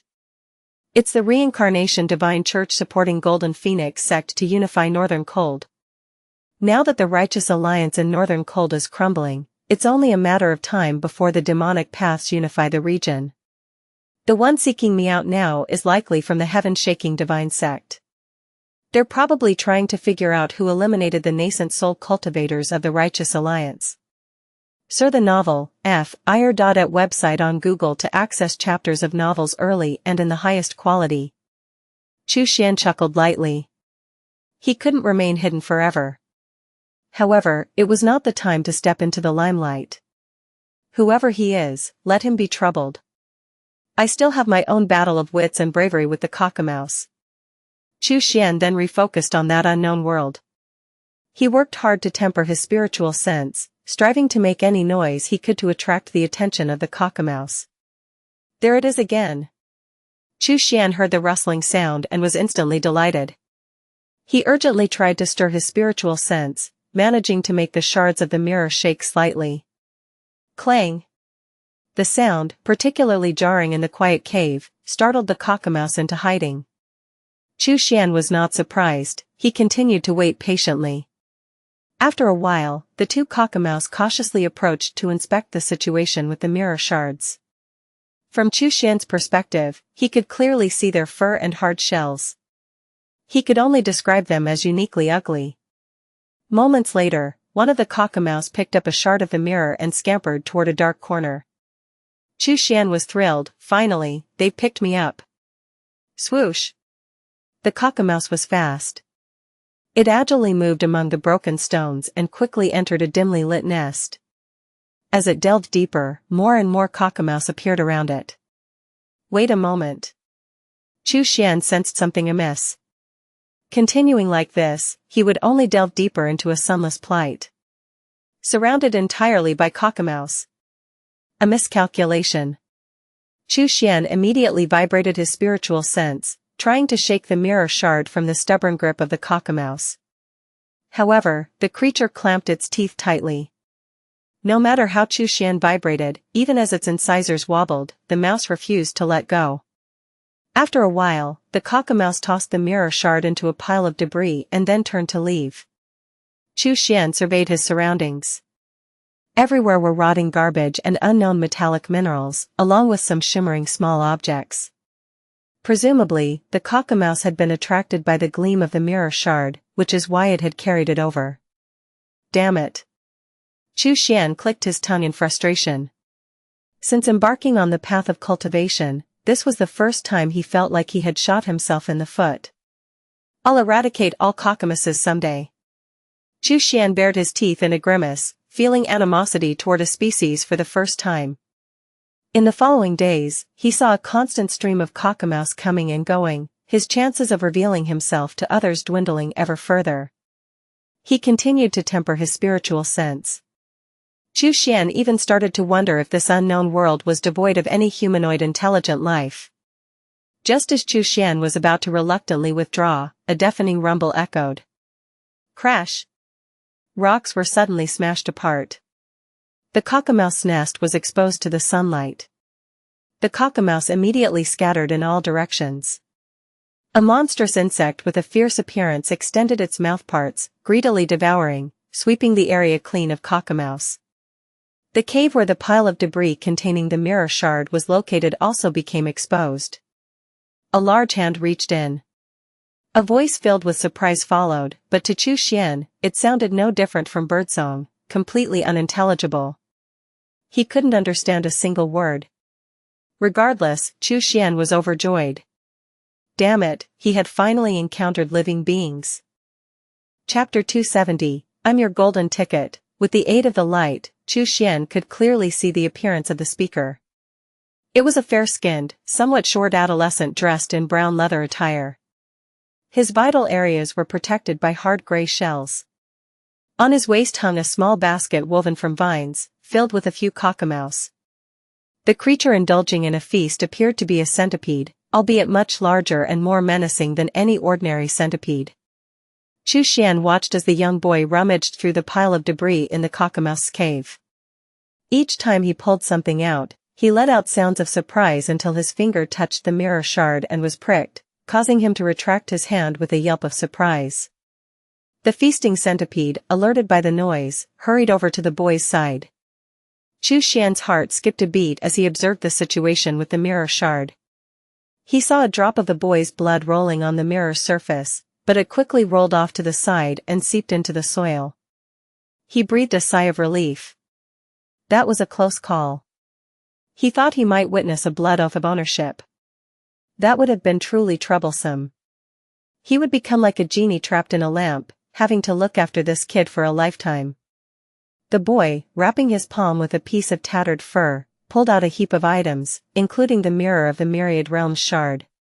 Finally, Xuan saw the light of day, though he quickly realized there was no actual sky above, just a dark stone dome. The so-called sunlight was merely the glow from luminescent mushrooms growing on the rock walls. sarthenovelire.net website on Google to access chapters of novels early and in the highest quality. The boy scrutinized the mirror shard for a long while, muttering to himself. Suddenly, he picked up the shard, intending to throw the object that had hurt him far away. But after a moment's hesitation, he decided to pocket it instead. Xuan cursed under his breath. If the boy had really thrown the shard away, he might have had to endure decades more in the dark. Fortunately, that didn't happen. Don't do anything foolish. I'm your golden ticket. Though Xuan was now tucked inside the boy's pocket, his spiritual sense could still extend out from the mirror shard, allowing him to observe the surroundings within a 1 zhang radius. Indeed, as Xuan had expected, the adolescent continued his destruction of the Cockamouse nest. He scrutinized each mouse he captured, eventually selecting only 2 to place in his vine-woven basket. The rest were fed to the voracious centipede. Suddenly, following the trail of the Cockamouse, the boy stumbled upon the previously mentioned cave. He rushed in, his expression one of shocked delight as he rifled through the bone fragments scattered about, which bore peculiar markings resembling script. The boy was utterly engrossed in the bones for quite some time before coming to his senses. He then carefully packed the bone pieces into a soft leather pouch, securing it close to his body. Xuan observed the boy's actions thoughtfully, wondering if these might be the secrets to an unparalleled martial art. The boy grunted softly, and the centipede, which had been busy hunting the remaining Cockamouse, swiftly returned to his side. Together, they retraced their steps through the damp, narrow underground passages. After twists and turns, they finally emerged into a larger cave, prompting Xuan to wonder about the supposed sunlight he had anticipated. Where is the sun? Xuan was perplexed. From one cave to another, from a smaller one to a larger one, was this a world of caves? As they moved forward, the path became much smoother, and even torches quietly burning along the sides appeared. After a while, as human voices grew louder and the boy quickened his pace, a small settlement emerged before Xuan. The villagers bustled about, busy with their tasks. Although the boy appeared short in stature, compared to many others in the village, he seemed relatively tall. Xuan surmised that the inhabitants here might naturally be smaller. Soon, the boy returned to a house built of red bricks, an uncommon sight in this village where most homes were rudimentary stone structures. However, with limited information at hand, Xuan felt it was best to observe and wait for events to unfold. The boy had already locked the door and secured the windows with a copper rod behind the door. Once these precautions were taken, he removed the bone fragments and held them like treasures, reading intently. His excitement occasionally made him jump a little, muttering cryptic syllables under his breath. Xuan, despite not understanding the language of this world, listened patiently. As a nascent soul cultivator, he knew that with enough exposure, he could gradually begin to understand the language. Over the course of 10 days living with the boy, Xuan observed his daily routine, attending classes in the tribe's communal area by day and studying the bone fragments at night. The boy sustained himself on bland meat porridge and water from a jar. The giant centipede lay quietly beside the bed, occasionally reaching into the vine basket to consume a cockamouse, showing a surprising amount of docility. In the spacious and brightly lit red brick chamber, over 30 adolescents sat in their designated spots, buzzing with animated discussions in small groups. The boy was among them, yet isolated, dozing off alone in a corner. After a while, a tall, white-haired elder strode into the chamber. A handsome young man promptly stood up, greeting, Master Zhu. Following his lead, the other students chorused, Master Zhu. The elder surveyed the room sternly. Did you all review the material I assigned yesterday? We did, the students responded in unison. The elder grunted and asked, which medium-sized and large tribes does our fire ant tribe belong to? Li-Fei, answer this. A boy quickly responded, our fire ant tribe is a small tribe, part of the medium-sized devouring thunder ant tribe. The devouring thunder ant tribe belongs to the large holy ant tribe. The elder nodded in approval. Good. He continued, what are the various levels of insect masters? Li Jia, your answer. A girl timidly stood up and said, the ranks of insect masters are named after minerals. The lowest is bronze level, followed by silver, gold, platinum, and diamond. Each level is further divided into low, medium, and high tiers. Above diamond level is the unique title of Honored Insect Master, bestowed only upon those long-renowned and highly accomplished, by royal decree.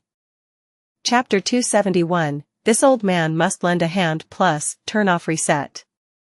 Chapter 271, This old man must lend a hand. The elder nodded with satisfaction. Very good, you remember clearly. With a blush, Li Jia smiled sheepishly before sitting down. The elder surveyed the room and continued, in 10 days, you shall all open your insect orifices. Who can tell me the function of these insect orifices? His gaze landed on a drowsy youth in the corner, and he couldn't help but show a stern expression. Xiaohua. Answer this. The youth snapped to attention, standing up straight. He stammered, unsure of what the elder had asked. The surrounding youths looked on with amusement. Xuan, face-bombed inside the cloth bag on his chest. Staying up all night pondering the scriptures left by the ancestors, and now caught dozing off by the teacher. That day, the youth who broke the nest of roaches and rats and retrieved the fragments of the mirror was named Xiaohua.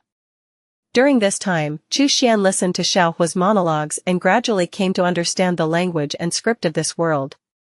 Only then could he comprehend the conversations between the elder and the youths. A handsome young man sneered. Xiaohua, you can't even answer such a simple question? I think you shouldn't sit with us anymore, you're embarrassing. The elder frowned. Lai Yong, have you forgotten what I said on the first day of class? Do not speak ill of your clansmen. The young man was unapologetic but apologized to the elder. Lai Yong is aware of his mistake. The elder turned again to Xiaohua, his expression severe but his voice reminding. Xiaohua, let me ask you once more. What is the function of the insect orifices? Xiaohua finally caught on and hurriedly said, the insect orifices are innate talents we are born with. The more insect orifices one has, the more yao insects one can tame. One must have at least one insect orifice to qualify as an insect master. The elder snorted coldly, his face a mix of frustration and disappointment. Good that you know. The chief sent me to impart lessons in the hopes that the sons of the fire ant tribe would cultivate diligently and achieve greatness. Xiaohua, if I catch you sleeping in class again, don't bother coming back. Xiaohua shivered, nodding repeatedly. Master Zhu, I understand my error. The elder shifted his gaze away and continued, what Xiaohua just mentioned is only half right. Over the years, only half of those who turned 15 managed to open their insect orifices. Those who have opened their insect orifices establish a soul contract with the Yao insects, ensuring the insects will never betray them. Without an insect orifice, one can still tame Yao insects, but they might betray their master in the future. The elder added, some without insect orifices also seek to form soul contracts with Yao insects, ultimately leading to a perverse path of becoming one with the insects. You must never follow in their footsteps. Yes. The youths responded in unison. The elder cleared his throat. Today's lecture is on the strengths and weaknesses of the fire ants, a crucial lesson that will greatly aid you in future battles. Listen well. At dusk, the class concluded. The youths dispersed from the classroom. Flanked by several peers, Lai Yong passed by Xiaohua, giving him a sidelong glance and speaking indifferently, those who belittle themselves will inevitably be belittled by others. Xiaohua, how can you aspire to become an insect master if you indulge in such self-neglect and sleep through class? Do not tarnish the renown your father once held. The other youths snickered as well. No one had ever dared to doze off during class. Anyone bold enough to do so would typically be expelled from the classroom by the elder on the spot. If it weren't for Xiaohua's father being a silver insect master, Master Zhu wouldn't have spared him any face and would have already driven him out of the classroom. Indeed, but Xiaohua's father, Xiao Yan, has been missing for many years. I think he no longer deserves such favorable treatment. Xiaohua alone resides in a red brick house. Does he deserve it? The youths murmured about Xiaohua, making sure he could overhear them. Xiaohua clenched his fists, remaining silent, and slowly walked home. Once home, he collapsed onto his bed. Moments later, he retrieved a red carapace from beneath his pillow and gazed at it for a long time. Father, can I truly inherit your talent and open an insect orifice? To possess 3 insect orifices is to be a child of heaven, a height I dare not even hope for. Even 2 orifices are a mark of genius, beyond my aspirations. I only hope to open 1 orifice and not disgrace your name. I have yet to avenge you. I must become an insect master. A fierce determination burned in Xiaohua's eyes. But the fire of determination flickered out after mere moments. The number of orifices one can open is predestined. Father told me when I was young that my talent was mediocre at best, predicting that half an orifice might be my limit. Ah, it is fate. I should continue studying the grey earthworm cultivation method left by the ancient elder. He sighed softly, gently stroked the giant insect's head beside him, fed it a cockamouse, and continued reading the bone script. Chu Xian heard Xiaohua's self-pitying mutter and shook his head. If one cannot believe in oneself, how can others be expected to believe? He pondered his observations of this time, reflecting on this cave world where wild and poisonous bugs were known as Yao insects. This world had small, medium, and large tribes, and tribal nations, forming a hierarchy of power. There was a hierarchy of insect masters from bronze to diamond and even titled ranks. He was certain that this cave world must also possess a highly developed system for cultivating Yao insects. If he could gain access to it, perhaps he could make great strides in the art of goo cultivation. Sar the Novel Fire, the net website on Google to access chapters of novels early and in the highest quality. But Xiaohua is too weak. Accessing this world's knowledge on cultivating Yao insects through him is still very challenging. This old man must lend a hand. Xuan smiled helplessly. Insect orifices are the qualifications for an insect master's cultivation. The more orifices one has, the more Yao insects one can control, the faster these insects enhance, and in turn, the more they nourish the insect master. At first glance, this concept resembles the spiritual roots of cultivators. Yet upon closer reflection, it's markedly different. Unlike the somewhat ethereal spiritual roots, it more closely resembles a special organ developed through a cultivator's acquired practices. Take, for example, the tome of blood worms inside Chu Xian's body, specifically condensed for nurturing goo insects. Could it be that the organs condensed by cultivators through their techniques are equivalent to the innate talents of these people? If so, imparting the tome of blood worms to Xiaohua might indeed be useful. Chu Xian immediately began to adapt the tome of blood worms according to the physiological structure of humans in this world. He had already scanned Xiaohua's body with his spiritual sense. He discovered that the people of this cave world had physical structures different from those of ordinary humans on Mystic Azure, Blue Star, and the soul beings of Soul Star. Appropriate modifications were necessary.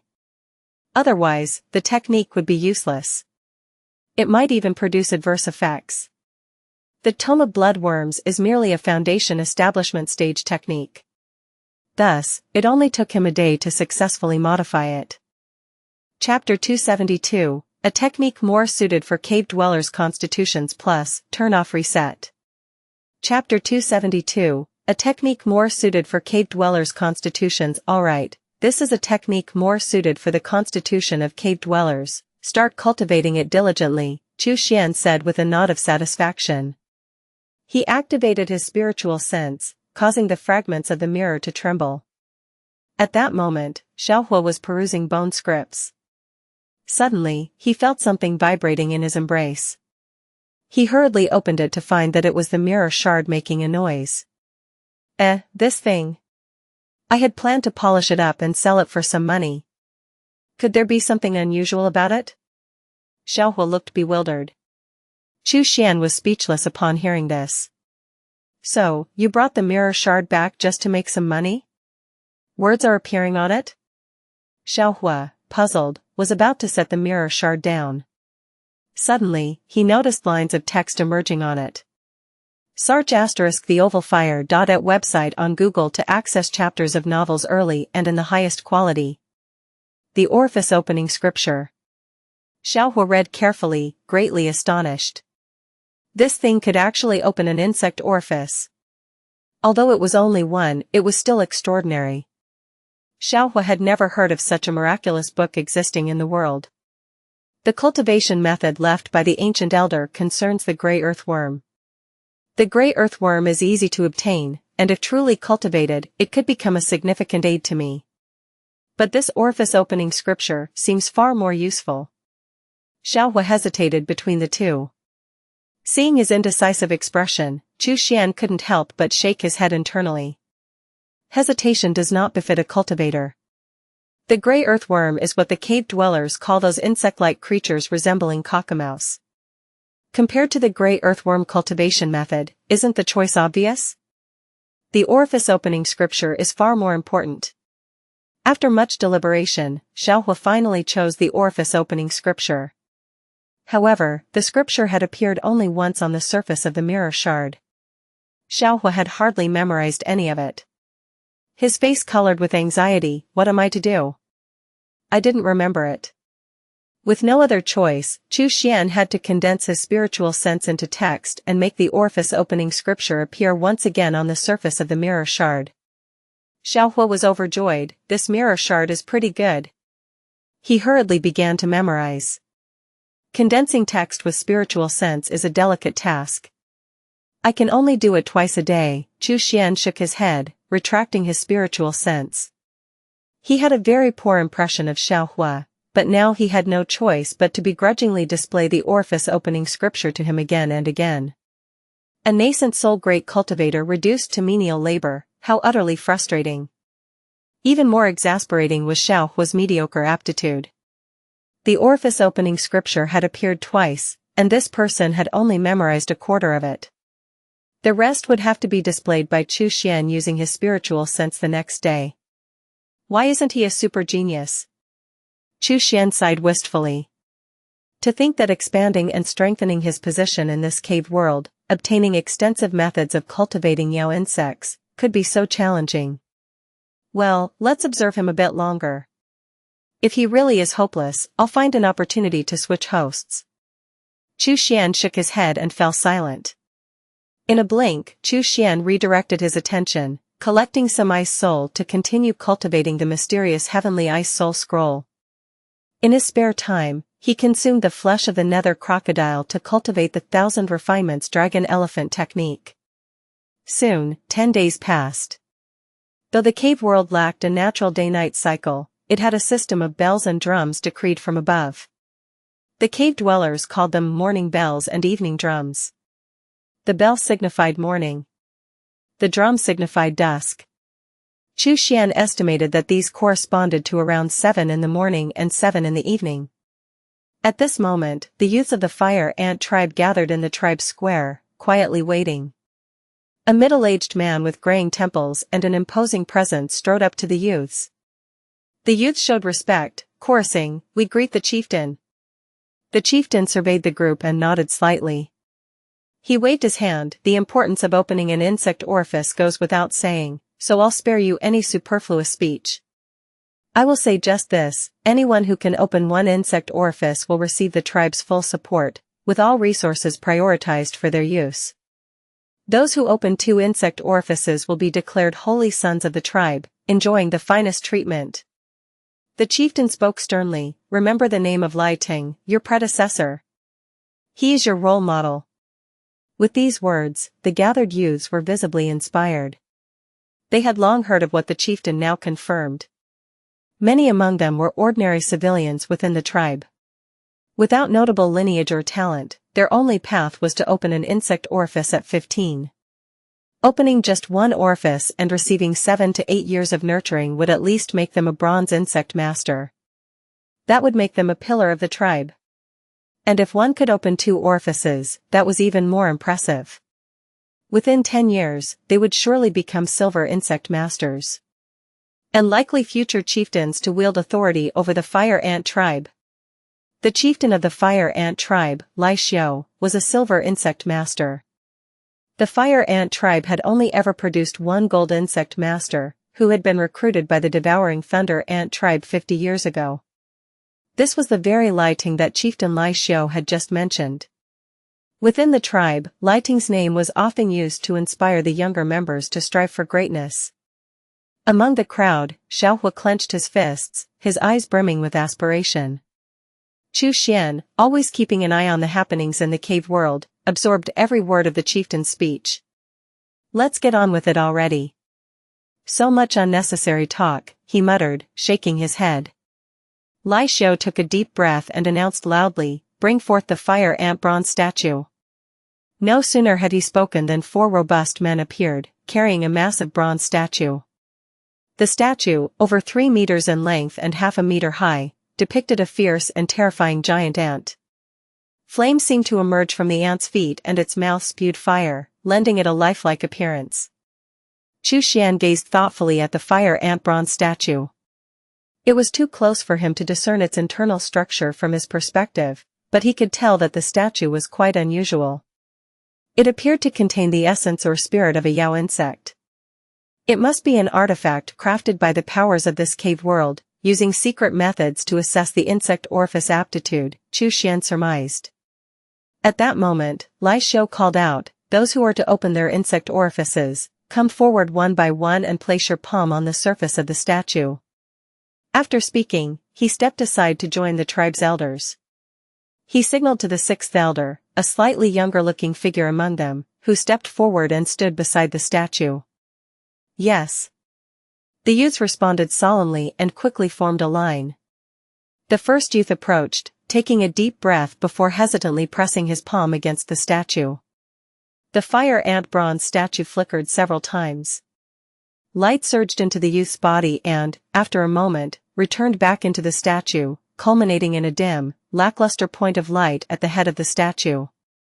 The sixth elder glanced at it and stated calmly, "Chin Bai, no insect orifice, not qualified. Move to the left." The youth seemed as if his very spirit had been drained in an instant, walking dazedly to the left of the statue. Chapter 273, Two Insect Orifices. The second youth hurried forward, pressing his palm onto the statue with an excited expression. Like before, the fire ant bronze statue flickered several times. Ultimately, a dimly lit point appeared at the statue's head. The sixth elder nodded. Lai Luan, half an insect orifice, barely qualified. Move to the right. The young man was overjoyed, bowing repeatedly to the chieftain and the elders before moving to the left. Half an insect orifice counts? Perhaps there are some secret methods that can expand an insect orifice, though only slightly. If there's no insect orifice at all, there's nothing that can be done. Chu Xian watched the proceedings with deep interest. A foreign yet self-consistent cultivation system was indeed intriguing. Above, Lai Xiao sat with the elders, casually observing the youths while chatting. Elder Lai Feng, your child Lai Fei is doing well, one insect orifice, and the second one almost reaching half, Lai Xiao commented with a smile to an elderly man beside him. The other elders congratulated Lai Feng, who smiled proudly yet humbly replied, "The boy is naturally ambitious, fortunate to have opened one insect orifice. If he had none, I fear he might despair."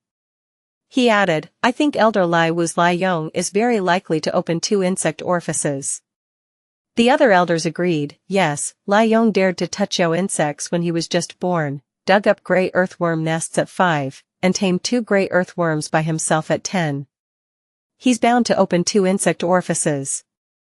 Besides Lai Wu's Lai Yong, the chieftain's Lai Jia also shows incredible talent at such a young age. Let's hope there are several children with 2 insect orifices this time. It's been 10 years since we last saw one. The elders continued their intermittent chat, each discussing the children they favored. Hearing their conversation, Lai Xiao's expression dimmed. Yes, the fire ant tribe hadn't seen a child with 2 insect orifices for 10 consecutive years. If this trend continues, the tribe might face a leadership gap. The surrounding smaller tribes were already eyeing the fertile cave territories controlled by the fire ant tribe with covetous intent. Should the fire ant tribe show any sign of weakness, these tribes would undoubtedly press their advantage. After a while, an excited shout erupted from the crowd. The sixth elder exclaimed, "Lai Yong, 2 insect orifices. Plus half an orifice. Very good, very good." All eyes turned to see 2 bright spots shining intensely on the fire ant bronze statue, and a third spot halfway lit. The handsome young Lai Yong immediately displayed a smug look. The other youths looked on with envy. The elders all congratulated Elder Lai He effusively. Congratulations to Elder Lai He. With this, the resurgence of our fire ant tribe is hopeful. A possessor of 2 insect orifices is destined to advance to the rank of a silver insect master. Lai Yong will surely take over the mantle of chieftain. Lai He laughed triumphantly, glancing sideways at Chieftain Lai Xiao with a gleam in his eye. Lai Xiao, however, showed little reaction to Lai He's provocation.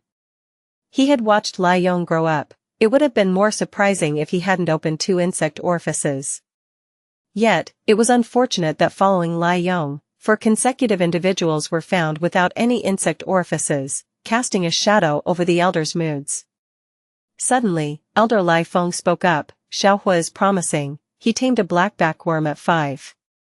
He's definitely capable of opening 2 orifices, perhaps even standing shoulder to shoulder with Lai Yong." Lai He scoffed, "Xiaohua?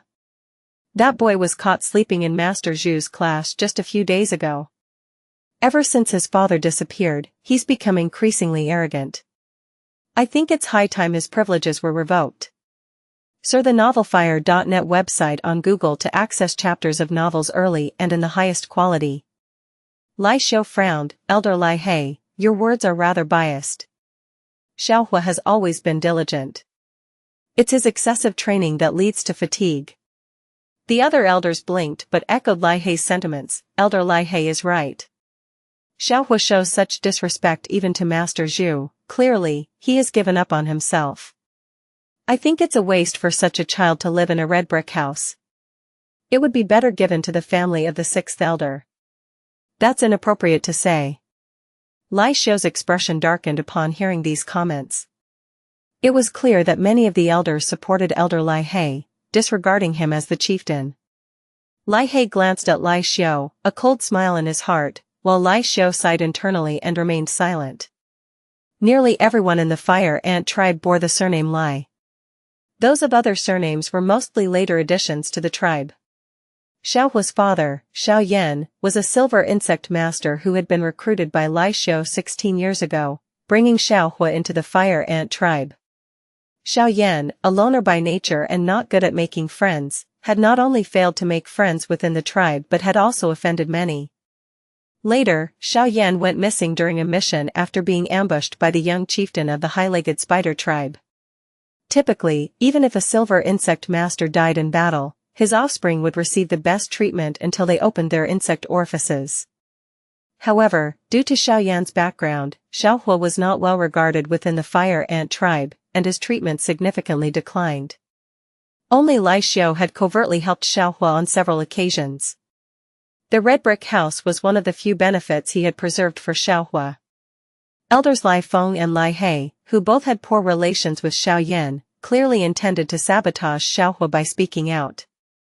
Xiaohua, if you can open 2 insect orifices, I will definitely support you with all my might, Lai Xiu thought, sighing inwardly. Lai Xiu let out a long sigh from the depths of his heart.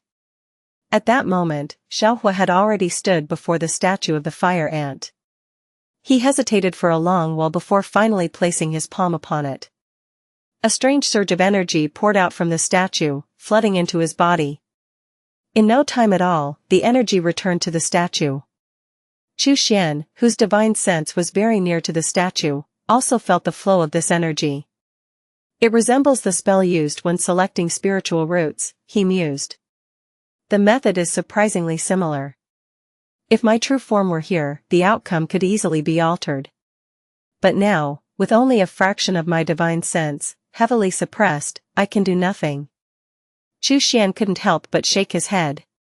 He, too, could not change the results of the fire ant statue's testing. Ultimately, it was up to Xiaohua's fate to decide how many insect orifices he would open. Still, Xiaohua had been pushing himself to the limit, tirelessly cultivating the orifice-opening scripture. At the very least, he could gain 1 more insect orifice. At that moment, a sudden brilliance gathered atop the fire ant statue, eventually forming 2 dazzling light points. A third point of light glimmered faintly. The elder nodded in approval. Xiaohua, 2 insect orifices. Very good. Stand to the right.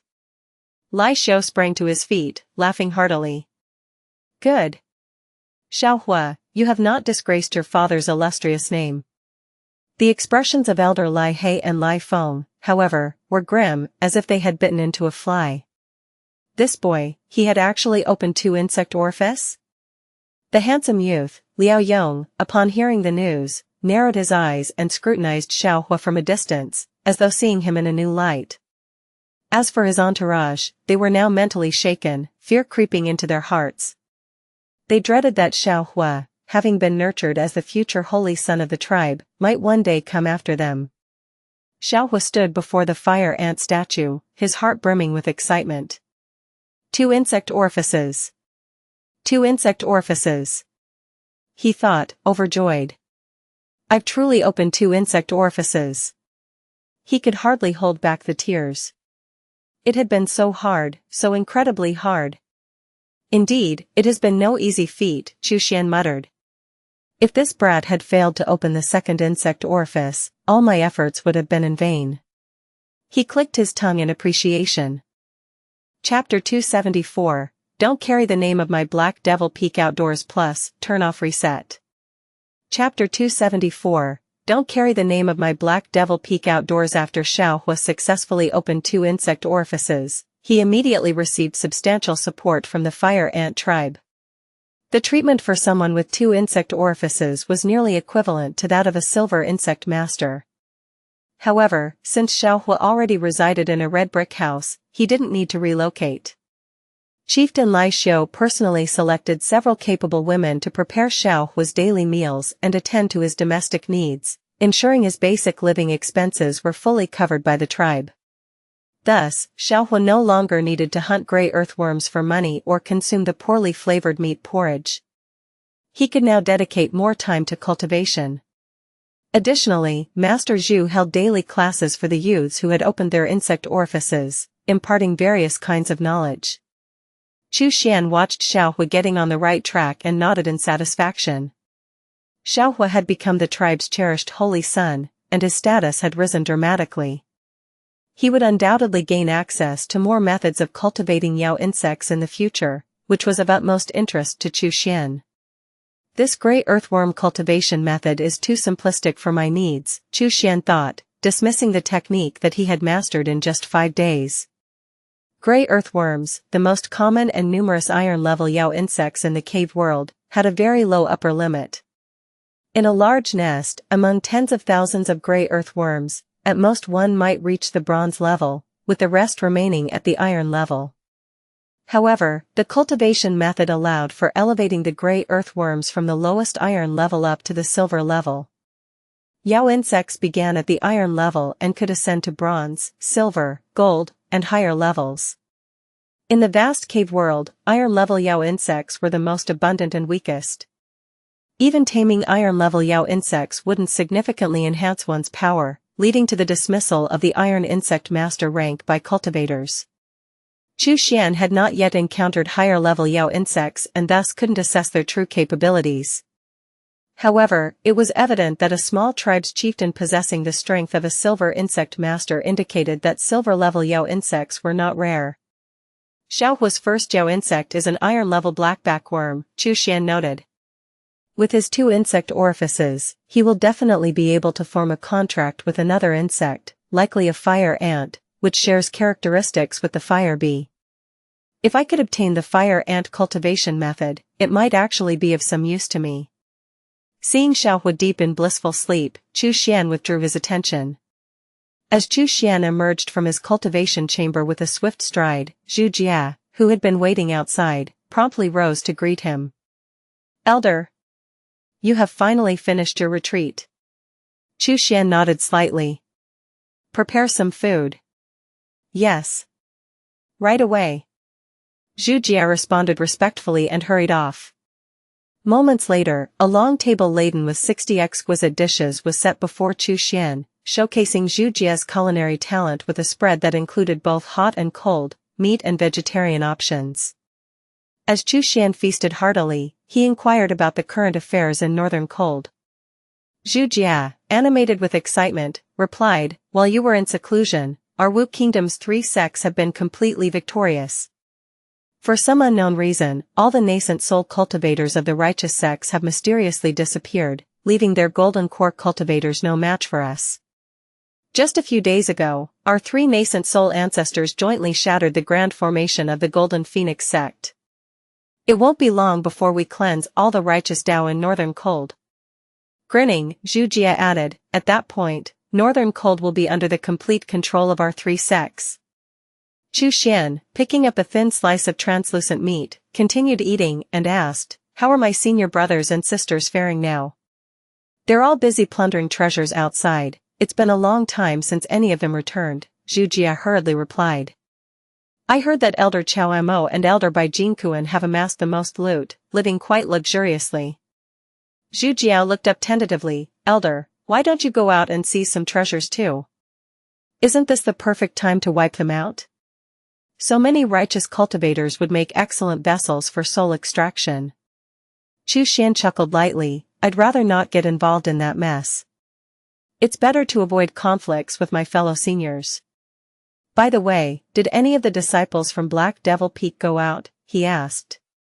Zhu gave a troubled smile and eventually nodded. Yes, Wang Hu and a few others couldn't hold back and went out together to grab some treasures. Chu Xian said indifferently, it doesn't matter, just as long as they don't carry the name of Black Devil Peak outdoors. He deliberately avoided competing for spoils to avoid unnecessary trouble.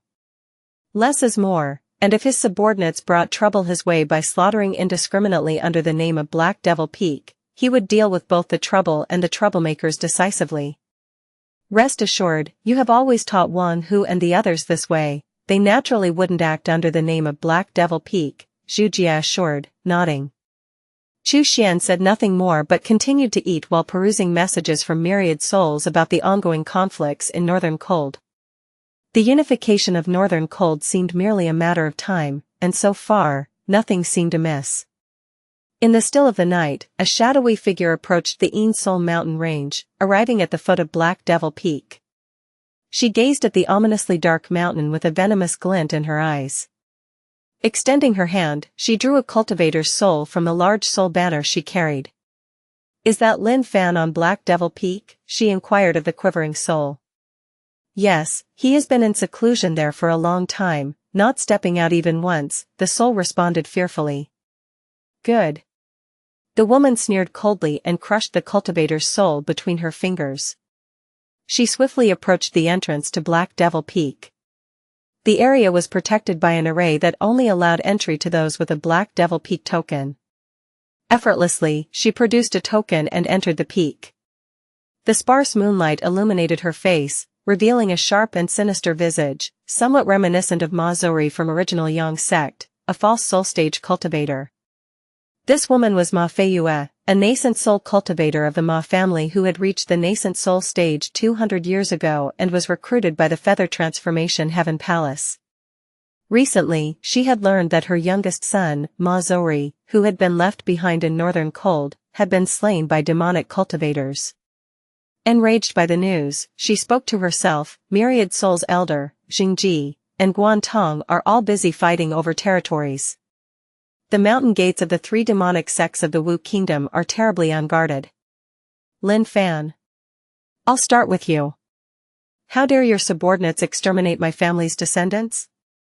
I will massacre Black Devil Peak, capture your soul, and make it accompany my descendant in death. After slaughtering Black Devil Peak, I will destroy the Myriad Soul sect next. I want Xingji and the others to realize there are some people you cannot provoke. There are some people you cannot kill. Her aura surged instantly, reaching the third level of the nascent soul stage. Search * the novel, ir.nt website on Google to access chapters of novels early and in the highest quality. Chapter 275, You Want to Leave? The overwhelming nascent soul aura descended upon Black Devil Peak like a mountainous presence. The patrolling cultivators immediately fell to their knees, the very thought of resistance slipping away from them. As Ma Feiyue passed by, a mere flick of her fingers caused the heads of these cultivators to burst instantly, as if crushed by an invisible, mighty hand. Wherever she went, a trail of dismembered bodies followed. Not a single cultivator survived. Yet, someone, in their dying moments, managed to sound the alarm. The loud clanging of the bell echoed piercingly through Black Devil Peak, waking every sleeping cultivator and mortal on the mountain. Though Lin Fan was known as the least impressive among the Golden Core disciples under the elder of the Myriad Souls sect, Black Devil Peak housed over 100 cultivators, including Foundation establishment and Qi refining cultivators. Including the mortals serving these cultivators, the population reached at least 5,000. Search the Ovifire.net website on Google to access chapters of novels early and in the highest quality. A man and a woman clutching a child were attempting to flee when they burst out of their dwelling, only to see the sinister figure of a woman standing before them. Behind her, 2 headless corpses lay in a pool of blood that stained the stone path red. The man and woman turned ashen and immediately fell to their knees, begging for mercy. Immortal, please spare us. We are but ordinary mortals. Ma Feiyue sneered. Mortals? Mortals serving the demon are not innocents, they are deserving of death. With a single grasp, the man and woman were horrifically crushed together by an indescribable force, instantly turning into a grotesque mash of flesh and bone, unrecognizable as human. Even their bones were pulverized. With a thud, this mass of flesh fell before the child, making a sickening sound. The child, only 5 years old, could not comprehend why his parents were suddenly reduced to a pulp. Tears streamed down his face as he began to wail. Ma Feiyue, seeing the child's loud cries, frowned in annoyance. Crying? I despise crying the most. With a fierce slap, the child, who had been crying just a moment ago, was now smashed into the stone pavement, perfectly flush with the ground. Kill! Kill! Kill! Ma Feiyue's cold laughter echoed as her form, ghost-like, surged forward with devastating speed. With a mere wave of her hand, the ground seemed to rupture as an entire area of mortals' dwellings collapsed, burying those inside under rubble and debris before they could even think to escape. At the summit's grand hall, Zhu Jia, roused by the thunderous noise, sleepily stumbled out of bed. As he pushed open the door, he was met with the sight of a woman bathed in moonlight slowly approaching. Despite being alone, her presence was suffocating, like the immense pressure of an ocean weighing down upon him. Instinctively filled with dread, Zhu Jia didn't hesitate to crush a talisman stone, a protective measure given to him by Chu Xian. Who are you? How dare you barge into the grand hall of Black Devil Peak? Zhu Jia managed to shout, gasping for air. Ma Feiyue sneered, a mere foundation establishment cultivator dares to roar at a nascent soul? She unleashed her aura forcefully. With a thud, Zhu Jia was forced to his knees, not by choice but overwhelmed by the vast gap in their power. He screamed in agony as the intense pressure was so great that his thigh bones shattered through his knees, embedding deeply into the floor of the grand hall. Blood quickly pooled around him. Ma Feiyue's expression remained indifferent. Such an unpleasant scream. With a slight lift of her hand, she violently squeezed. With a grotesque sound, Zhu Jia's head burst, just like those of the other cultivators on Black Devil Peak, and his screams abruptly ceased. Ma Feiyue strode towards the cultivation chamber. The chamber's door, thick and carved with arrays, would have been a formidable barrier to any golden core cultivator. But to a nascent soul like her, it was as fragile as tofu. With a single palm strike, she blasted the stone door apart, shattering the array engraved upon it. As the dust settled, she was confronted not with the interior of the chamber but a swirling, dense fog that seemed almost alive with hidden lethality. Ma Feiyue frowned. Another array? Who layers an array within an array? This Lin Fan, does his paranoia know no bounds? Without hesitation, she launched a powerful palm strike, conjuring a giant wind-formed hand that slammed into the roiling fog. Her attack, meant to dispel the mist, felt like it had hit cotton, her force completely neutralized. Ma Feiyue let out a light gasp, bewildered by the ineffectiveness of her repeated palm strikes into the swirling fog. Despite her continuous assault, the mist swallowed all her efforts like drops of water in the sea. After a short while, sweat began to bead on her forehead. Something was amiss. She had hammered the array with 20 powerful strikes, depleting 2/3 of her spiritual qi, yet the fog showed no signs of dissipating. Even the finest golden core period array should not withstand more than a few hits from a nascent soul cultivator like herself, unless, Ma Feiyue realized with a jolt, this is a nascent soul period array? But that's impossible. How could a mere golden core early stage cultivator possess a nascent soul period array? Ma Feiyue's mind raced with confusion and suspicion. She decided to retreat. Killed my people, destroyed my home, and now you want to leave?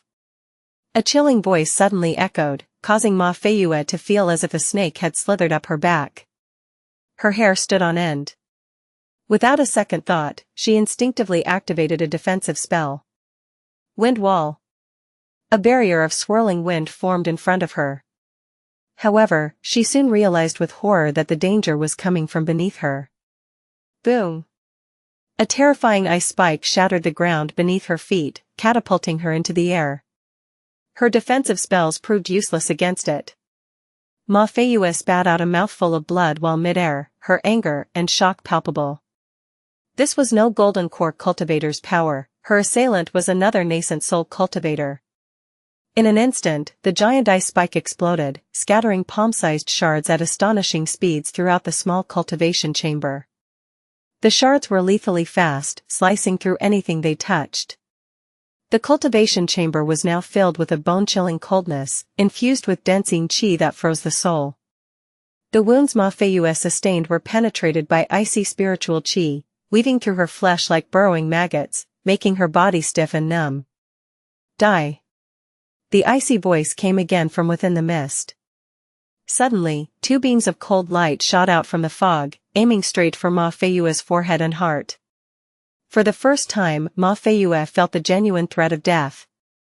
She screamed, not hesitating to eject her nascent soul, and even burned her nascent soul's essence to teleport instantaneously, desperate to escape. A sinister chuckle sounded from the mist, "You cannot escape." Whoosh! A figure darted out with incredible speed, catching up to the fleeing nascent soul in an instant. A large hand grasped it tightly. At that moment, Ma Feiyue experienced true despair. Chapter 276, If Chu Xian says he must kill, then he must kill plus, turn off reset. Chapter 276, If Chu Xian says he must kill, then he must kill. Emerging from the cultivation chamber, Chu Xian was met with the sight of corpses strewn across Black Devil Peak, his expression turning exceedingly grim. He had never anticipated such an event. A nascent soul cultivator, abandoning all decency, had sneaked into Yin Soul mountain range, planning to exploit the absence of Myriad Soul's elder, who was out claiming territories, to massacre the entire sect, starting with Black Devil Peak where he resided. What had he done to deserve this? Chu Xian clenched his fists and, in a fit of rage, burst Ma Feiyue's head. Such audacity! How was he supposed to continue pretending to be Lin Fan under these circumstances? Black Devil Peak slaughtered top to bottom. How is a mere early-stage golden core cultivator like me supposed to escape the assassination of a nascent soul cultivator, he pondered. If things get too tricky, I'll just say I was in closed-door cultivation, actually out gaining experience, and only returned to find Black Devil Peak in such a tragic state. Chu Xian sighed deeply. All he wanted was to cultivate in peace. Why must trouble always find its way to him? He lowered his head, directing his attention to the nascent soul in his palm, and began the soul-searching technique. Let's see why you decided to target my Black Devil Peak. Moments later, Chu Xian massaged his temples and withdrew his gaze, murmuring, as I suspected.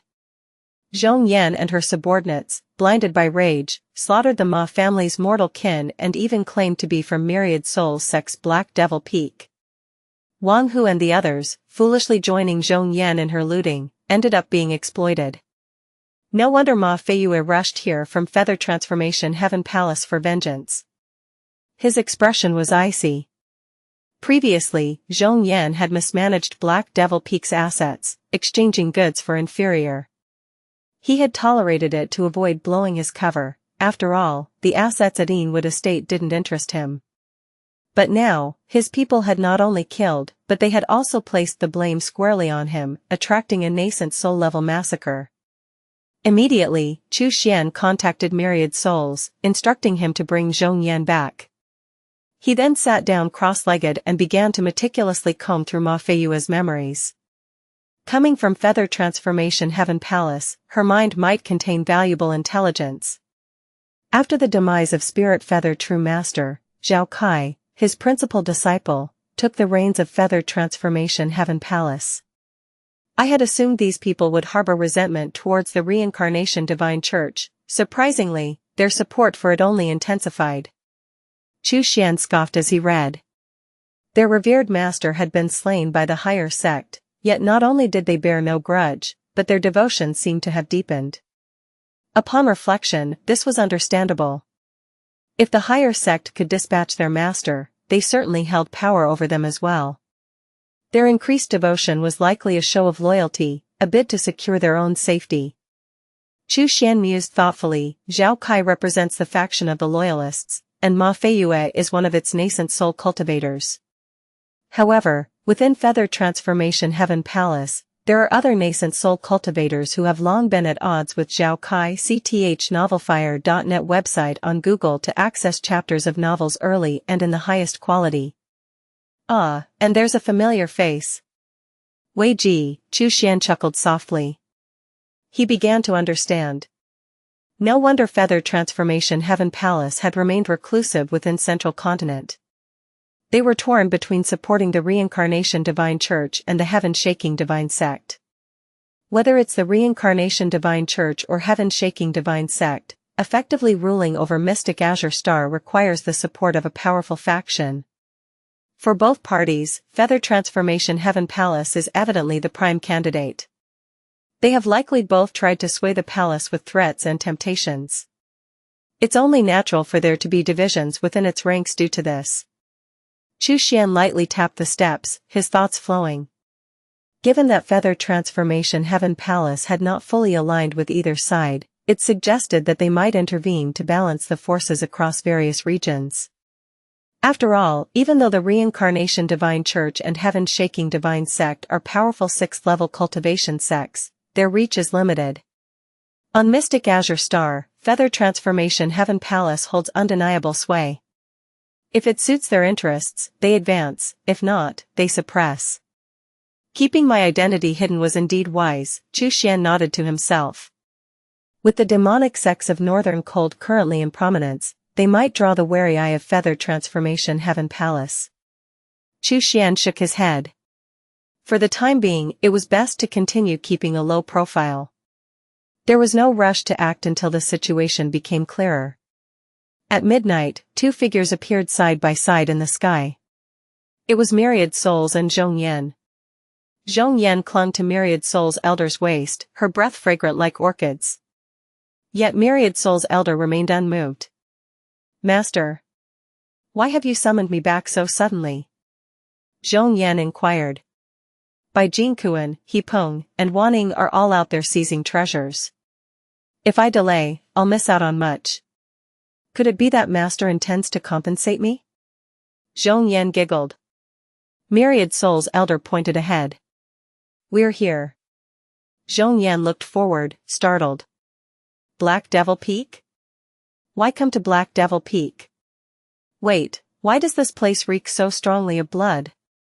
Zhong Yan was utterly astonished. What has happened at Black Devil Peak? She beheld the carnage around her, her eyes widening in shock. Soon after, Myriad Soul's elder and Zhong Yan alighted at the summit of Black Devil Peak. Chu Xian had been waiting there for some time. Junior brother Lin, what has happened here? Could it be that the remnants of the righteous path have invaded? Zhong Yan asked, puzzled. Chu Xian stood silently with his hands clasped behind his back. Myriad Soul's elder spoke respectfully, Master, I have brought her back. Whether to kill or to mutilate, the decision is yours. Zhong Yan's eyes widened in shock. Master? What are you saying? Did you just call him Master? Chu Xian responded indifferently, Zhong Yan, it's one thing to seize treasures, but it's quite another to commit murder under the name of Black Devil Peak. I was meant to remain uninvolved, but today's events are entirely your doing. Zhong Yan swallowed hard, recalling Bai Jinkuan's expression during their last transaction and considering Myriad Soul's elder's reference to Lin Fan. It suddenly dawned on her that Lin Fan might not be the same Lin Fan he used to be. With a nervous laugh, Zhong Yan said, Junior brother. I didn't mean to. Please forgive your sister this once. I'll kneel for you. As she spoke, she knelt without hesitation. Chu Xian glanced at her sideways. I had no intention of killing you, sparing your life might have been useful. Now it seems, you'd better be on your way. Myriad Soul's elder, she's yours. With that, he turned his back, not sparing them another glance. Myriad Soul's elder sighed deeply, looking at Zhong Yan with a tinge of regret. But ultimately, he nodded, yes. Ever since the day nascent soul cultivators like Jin Zhao, Ling Su, and Luo Hua had mysteriously disappeared, Myriad Soul's fear of Chu Xian had peaked. He had thought Chu Xian's prowess was enough to contend only with Jin Zhao, merely shifting the odds from 70-30 to 60-40. But it turned out to be a clean sweep. Myriad souls realized he would never escape Xian's control in this lifetime. He had actually quite enjoyed Zhong Yan's verbal finesse. But now, if Xian said she must be killed, then he must kill. There was no second option. Chapter 277, I was only being polite plus, turn off reset. Chapter 277, I was only being polite. Zhong Yan's pupils suddenly contracted. Master. Do not listen to him. Spare my life. Master, from now on I will avoid trouble, Master.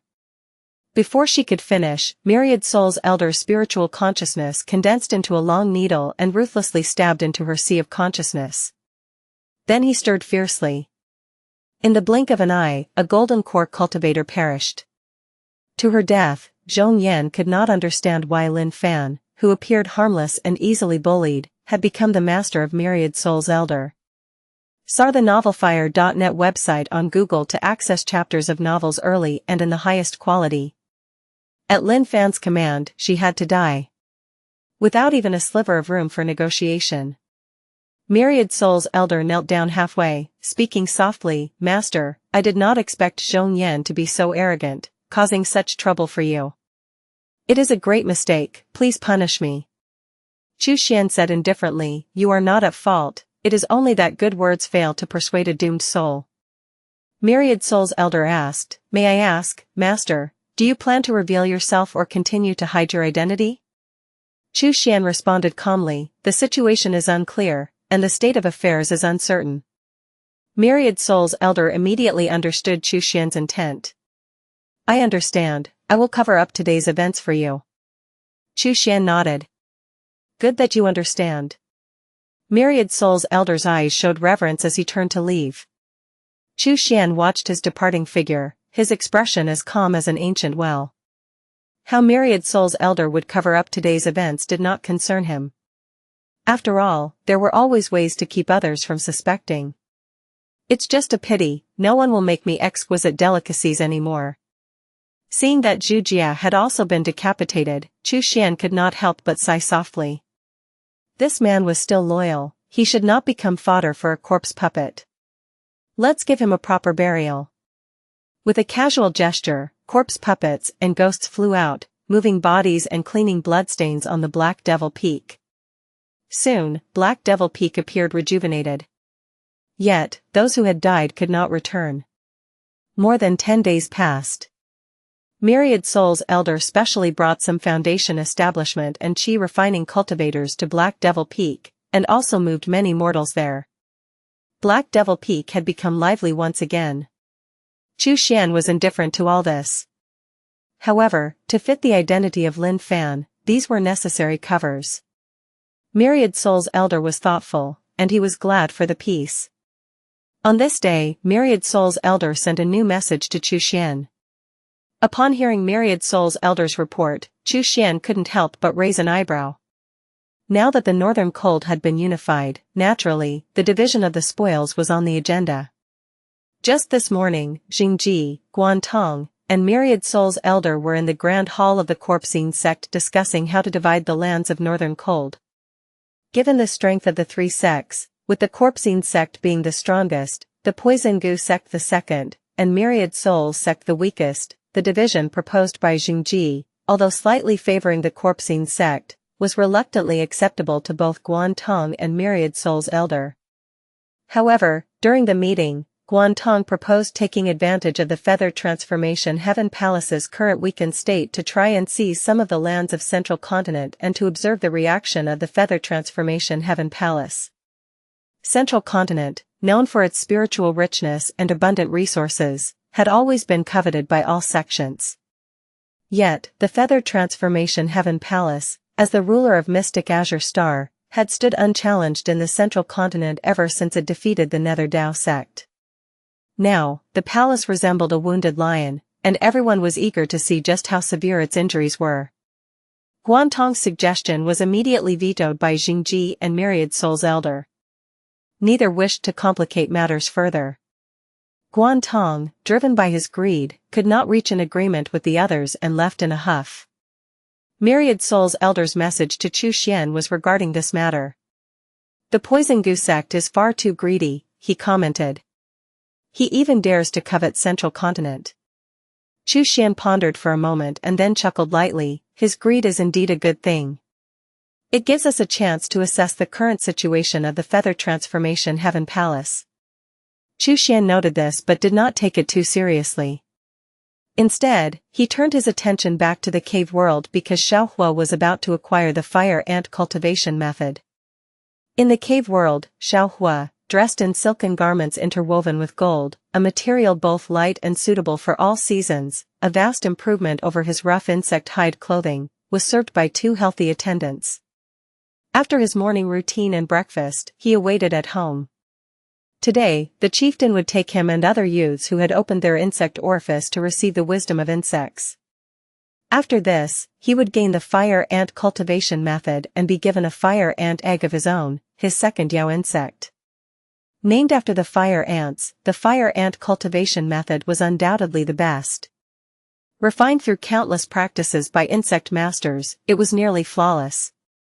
Of course, the fire ant tribe had other insect cultivation methods as well, such as the black-backed centipede method, among others. Knock, knock, knock. The sound of knocking echoed. Is Holy Sun Xiaohua here? I am Chen Peng, an aide to the chieftain. Xiaohua sprang to his feet, exclaiming excitedly, I am here. I am ready. The robust attendants who had been waiting by his side immediately opened the door. A middle-aged man stood outside. Seeing Xiaohua's visibly joyous demeanor, he couldn't help but shake his head slightly. Should someone destined for great deeds so readily display their emotions on their face? Yet, he still bowed respectfully, fulfilling his duty towards a tribal holy sun. Holy Sun, please follow me, Chen Peng said in a grave tone. Very well. Lead the way, please, Xiaohua nodded. Before leaving, he gently patted his chest. Hidden within a layer of his garment, in a soft leather pouch, was a shard of a mirror.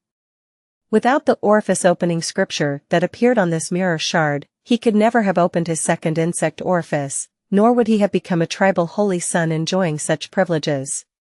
He dared not tell anyone about this, keeping it close to his body. Moments later, Xiaohua arrived at the tribal grand hall. This hall was not normally open and was only used during major tribal ceremonies or sacrificial rites. Now, Chieftain Lai Xiao and the elders were already seated in the front row. Upon Xiaohua's arrival, other youths also started to gather. Those who had once looked down on Xiaohua were now timid, avoiding eye contact, fearful that he might recall their past disdain. Seeing their nervous expressions, Xiaohua, though silent, couldn't help but show a smug smile on his face. Back then, you ignored me, and now, you can't even reach me. Please sit here, Chen Peng led Xiaohua to the second row. Xiaohua looked beside him to find another tribal saint, Lai Yong, who was already seated. Lai Yong saw Xiaohua sit down and gave him a lukewarm nod, without much conversation. Boom, boom, boom. The grand doors of the hall closed. Only then did Chieftain Lai Xiao stand up. Bring forth the statue of the fire ant. Several robust men lifted the statue once again. Lai Xiao smiled and said, step forward one by one and listen to the wisdom of insects. He looked around the circle. Who will go first? The youths looked at each other hesitantly, none daring to stand. Lai Yong glanced at the excited Xiaohua. Xiaohua, why don't you go first? Elated, Xiaohua responded, okay, I'll go first. With that, he immediately stood up and walked towards the statue. Lai Yong's face was expressionless. I was only being polite. And you took it seriously? My background is stronger than yours, my talents fiercer, it should have been me to go first, by all accounts. Chapter 278, Dealing with an Oblivious Host was truly a challenge. Plus, turn off reset. Chapter 278, Dealing with an Oblivious Host was truly a challenge. Chieftain Lai Xiao, Second Elder Lai Feng, and Fifth Elder Lai He observed Xiaohua's demeanor, each displaying a distinct expression. Lai Feng and Lai He scoffed coldly, while Lai Xiao frowned slightly and shook his head. Yet, after some thought, he did not dwell on the matter too much. After all, it was the nature of the young not to be astute or perceptive of hidden meanings. At that moment, Xiaohua had already approached the fire ant statue. He bowed deeply to Lai Xiao and the others before placing his hand on the statue. Lai Xiao smiled faintly, at least the boy had manners. The instant Xiaohua's palm touched the fire ant statue, a glimmer of spiritual light surged from within, traveling up his arm and into his mind. Xiaohua felt as though a multitude of insect-like whispers filled his head. Accompanied by these sounds, a torrent of text rushed in, causing an intense pain in his head. Thus, the fire ant cultivation method was completely instilled into Xiaohua's mind. Chu Xian, observing from afar, nodded slightly. This method of directly imprinting knowledge into the mind was evidently quicker and more memorable than studying from bone scripts. Such techniques existed in the world of cultivation as well. However, the drawback was also clear: it could lead to rigid thinking. The fire ant cultivation method received by Xiaohua and others all stemmed from a talented predecessor, presumably the legendary golden insect master, Lai Ting. Lai Ting's insights might not represent everyone's experience. Some might have developed unique insights that could have taken the fire ant cultivation method in a different direction. Such potential insights might be completely stifled by this mode of transmission. Go back and rest, Lai Xiao waved his hand, and two robust attendants came forward to help Xiaohua back to his seat.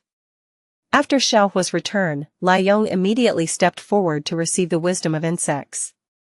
Despite facing the same pain, Lai Yong's resolve was evidently stronger than Xiaohua's.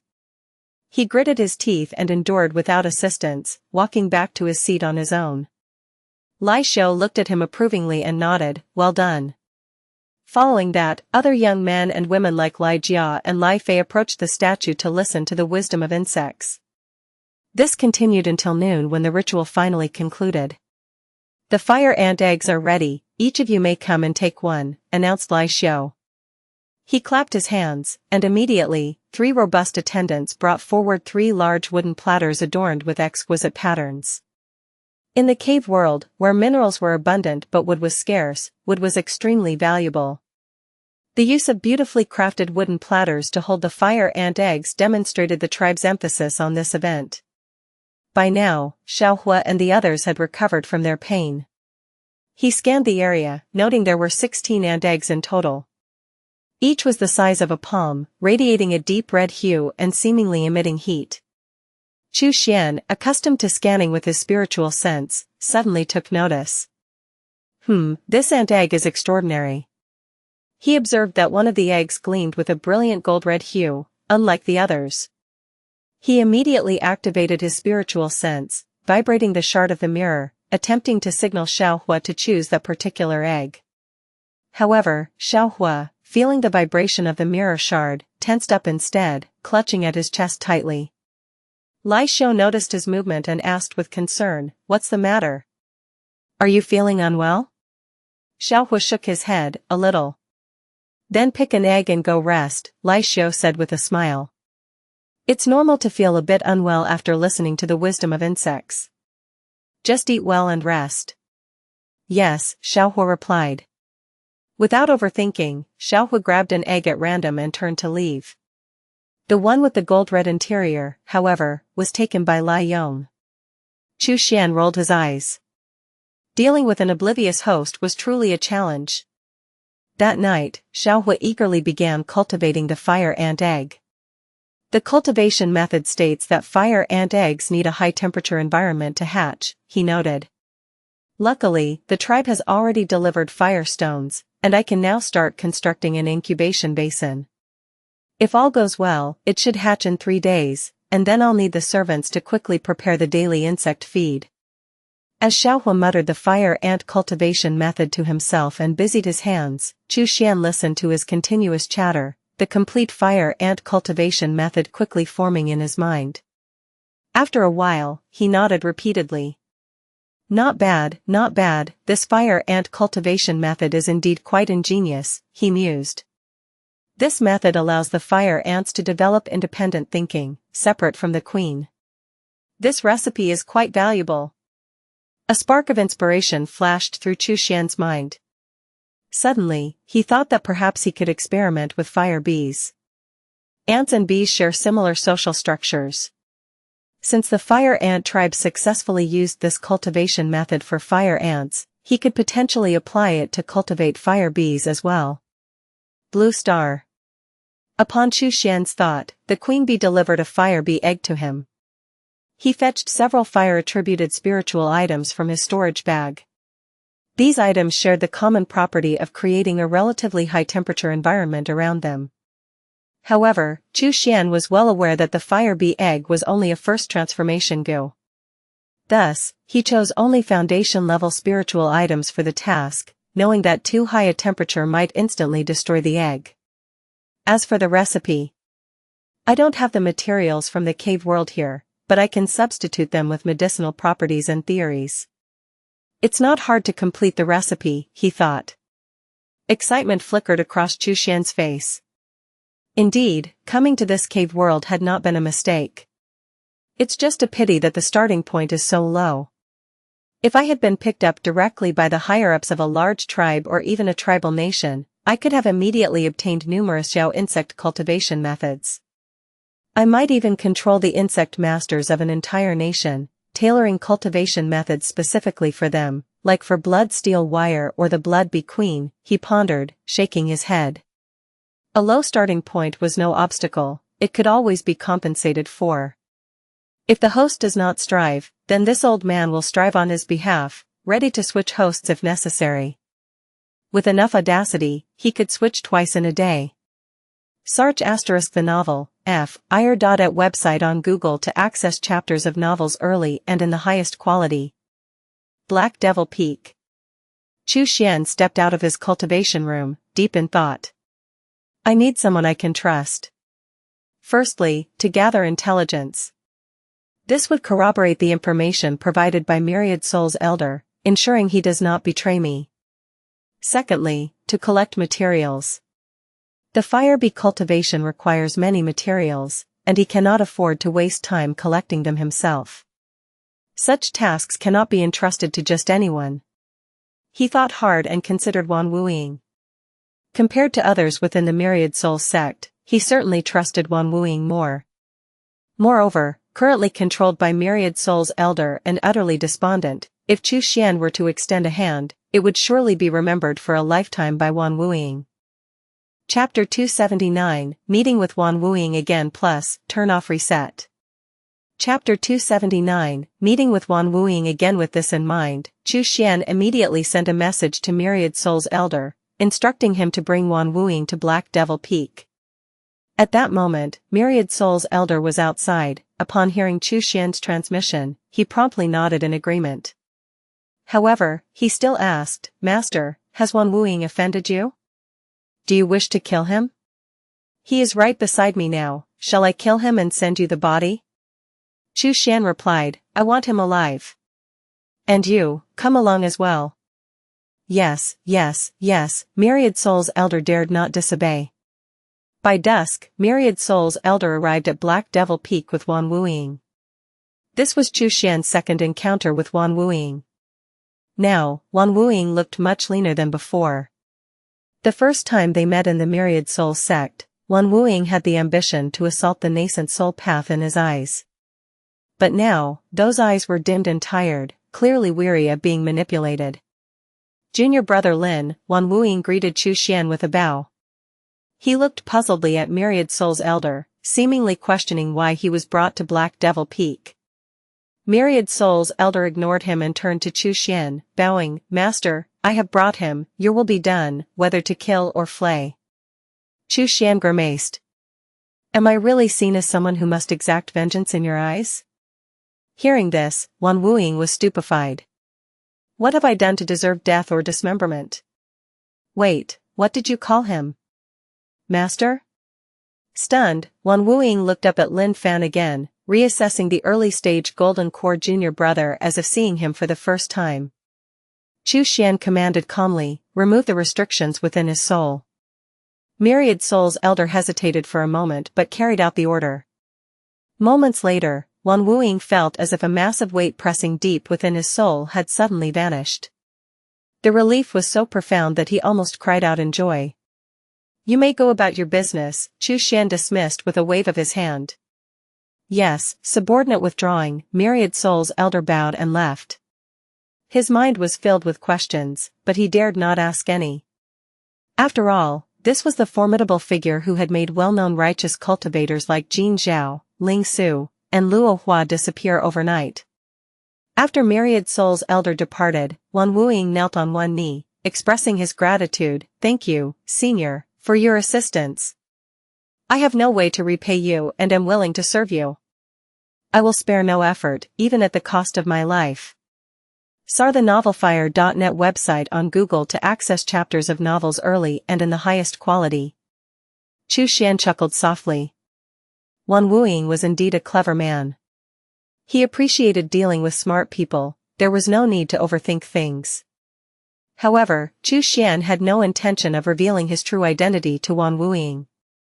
Soul-searching techniques existed in both the demonic and righteous paths.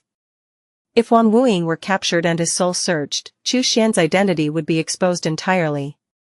His rapid rise would inevitably draw outside suspicion, inviting unnecessary trouble.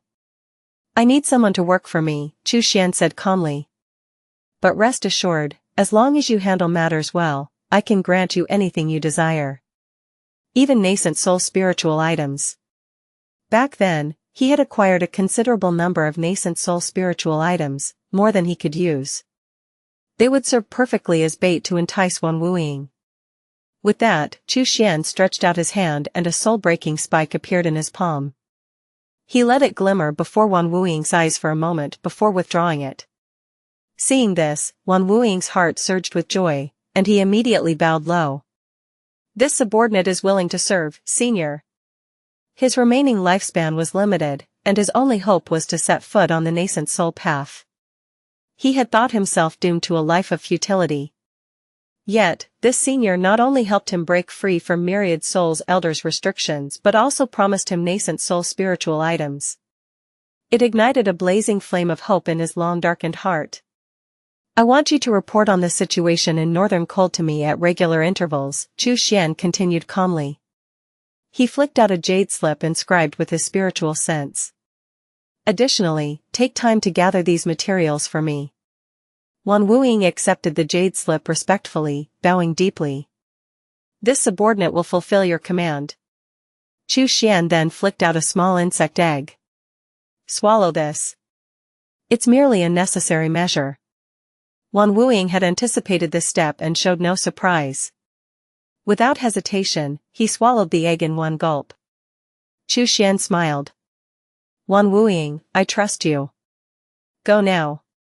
Wan Wuying turned and left. Flying through the air for a good while, he suddenly jolted awake. Wan Wuying? Hadn't he used the false name Wan Ying when joining the Myriad Soul sect?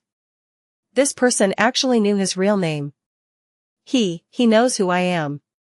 Astonishment filled Wan Wuying, but no matter how hard he thought, he could not recall ever knowing a nascent soul master of such caliber. Forget it. He must have his reasons for not revealing himself to me. I'll just serve him well. As long as I can obtain nascent soul spiritual items. Wan Wuying threw back his head and laughed aloud, a sense of liberation rising from deep within his heart. Xuan watched Wan Wuying's departing figure, his expression as still as a deep, undisturbed well. Wan Wuying had once been his master, his senior brother, and was now a subordinate under his control through the hidden bee. Yet, given a second chance, he would not hesitate to do the same. He could not place his hopes on the loyalty within Wan Wuying's heart. For demonic cultivators, loyalty was but a beautiful lie. As long as the benefits were enticing enough, there was no one in this world who couldn't betray, even himself. Let's continue cultivating. With a flicker of his figure, Xuan returned to the newly reconstructed cultivation chamber. His mind connected with the mirror of the myriad realms, and in the blink of an eye, he arrived at Blue Star. The Ice Soul formation had not yet fully formed. The production of Ice Souls was still relatively low. Even with his Earth-grade Ice Spirit Root and Ice Soul spiritual body, his cultivation speed for the mysterious Heavenly Ice Soul Scroll was not particularly fast. Of course, compared to the average nascent soul cultivator, it was already astoundingly rapid. However, thanks to the psionic cube, the supply of nether crocodile flesh had remained sufficient, allowing his physical cultivation to skyrocket. He had now reached the peak of the 34th level of body refinement. He estimated that with a bit more effort and meat consumption, he could break through to the 35th level within 5 years. Blue Star, 5 years later. Xuan's physical cultivation smoothly broke through to the 35th level. On Blue Star, a casual punch from him could now trigger a minor earthquake, shattering hills into dust. Yet, after stepping into the 35th level of body refinement, Xuan encountered a small problem. The nether crocodile flesh that had once fueled his growth could no longer be said to be highly effective, its impact was now negligible. This is supposed to be the flesh of an ancient beast, and yet, I've reached a point where it has become almost useless, Xuan lamented, rubbing his forehead. He had thought that the nether crocodile flesh would suffice until he reached the 40th level of body refinement. No wonder body refinement cultivators had gradually fallen out of favor. With this insatiable, gluttonous appetite, what sect could afford to sustain them? The precious resources required to nurture a single body cultivator could easily support 10 chi refining cultivators. It's a pity I couldn't capture a few dark falcons back on the battlefield of the outer realm. The dark falcon's strength surpassed that of the nether crocodile and was undoubtedly a more powerful ancient beast, whose flesh would surely contain greater life force and energy. Xuan rubbed his temples thoughtfully. Acquiring high-quality flesh had become an urgent priority. Even a small portion would suffice. With the psionic cube, he could propagate and mature it, ensuring a steady supply. I must keep an eye out for rare demonic beasts in the future. Just assign this task to myriad souls and Wan Wuying, he mused. Chapter 282 Ruthless, I love it in the blink of an eye. 3 years had passed on Mystic Azure. As it turned out, Northern Cold truly did not have the demonic beast meat that Xuan needed. During these 3 years, Myriad Soul's elder and Wan Wuying had both been diligent and loyal, bringing him numerous demonic beast meats brimming with powerful life force. However, with just a glance, Xuan could tell that none of them could compare to the nether crocodile. Since that was the case, they naturally could not meet his requirements, nor push his body refinement realm further. Fortunately, 30 years had elapsed in the Soul Star. The Ice Soul formation had accumulated 100 years' worth of energy, completely transforming the environment. Every ghost within the formation now carried an Ice Soul crystal in their body. The higher the ghost's level, the larger the crystal. With this, Xuan's cultivation speed for the mysterious Heavenly Ice Soul Scroll could accelerate once more. Luckily, I've been cultivating both chi and body in tandem. When one path reaches a bottleneck, I switch to the other. In this way, my strength has steadily increased, unlike others who remain stuck at the same level for years, struggling to progress. Looking at the entire basket of Ice Soul crystals radiating a chilling aura before him, Xuan nodded in satisfaction. He estimated that if he refined all the Ice Soul crystals in front of him, in roughly 12 years, he could cultivate the mysterious Heavenly Ice Soul Scroll to the 5th level. Saw the novelfire.net website on Google to access chapters of novels early and in the highest quality. His own cultivation realm would then reach the 5th level of nascent soul. However, before sitting down to focus on cultivation, Xuan decided to return to Mystic Azure to check on the recent developments in Northern Cold through the transmissions from Myriad Soul's elder and Wan Wuying. But just as he was about to review their messages, Myriad Soul's elder arrived in person. Myriad Soul's elder's face was brimming with joy. Master, the Poison Goose sect is no more.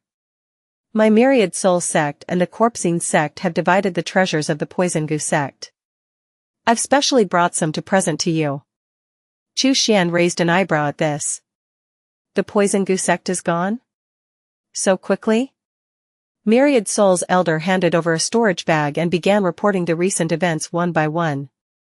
As expected, that Poison Goose sect nascent soul ancestor, Guan Tong, had been far too greedy. He had long harbored ambitions to seize lands in the central continent. At first, when he took over 1 or 2 cities, the feathered transformation Heaven Palace did not respond, which emboldened Guan Tong even further. But when he made his move again, planning to swallow up 5 cities in one go, the feathered transformation Heaven Palace finally reacted.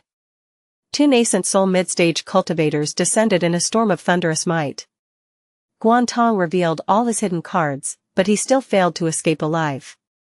His physical body was shattered, and his nascent soul was obliterated. A dignified nascent soul cultivator perished just like that, his path of cultivation severed in an instant. The Poison Goo sect, like the Myriad Souls sect, only had a single nascent soul cultivator.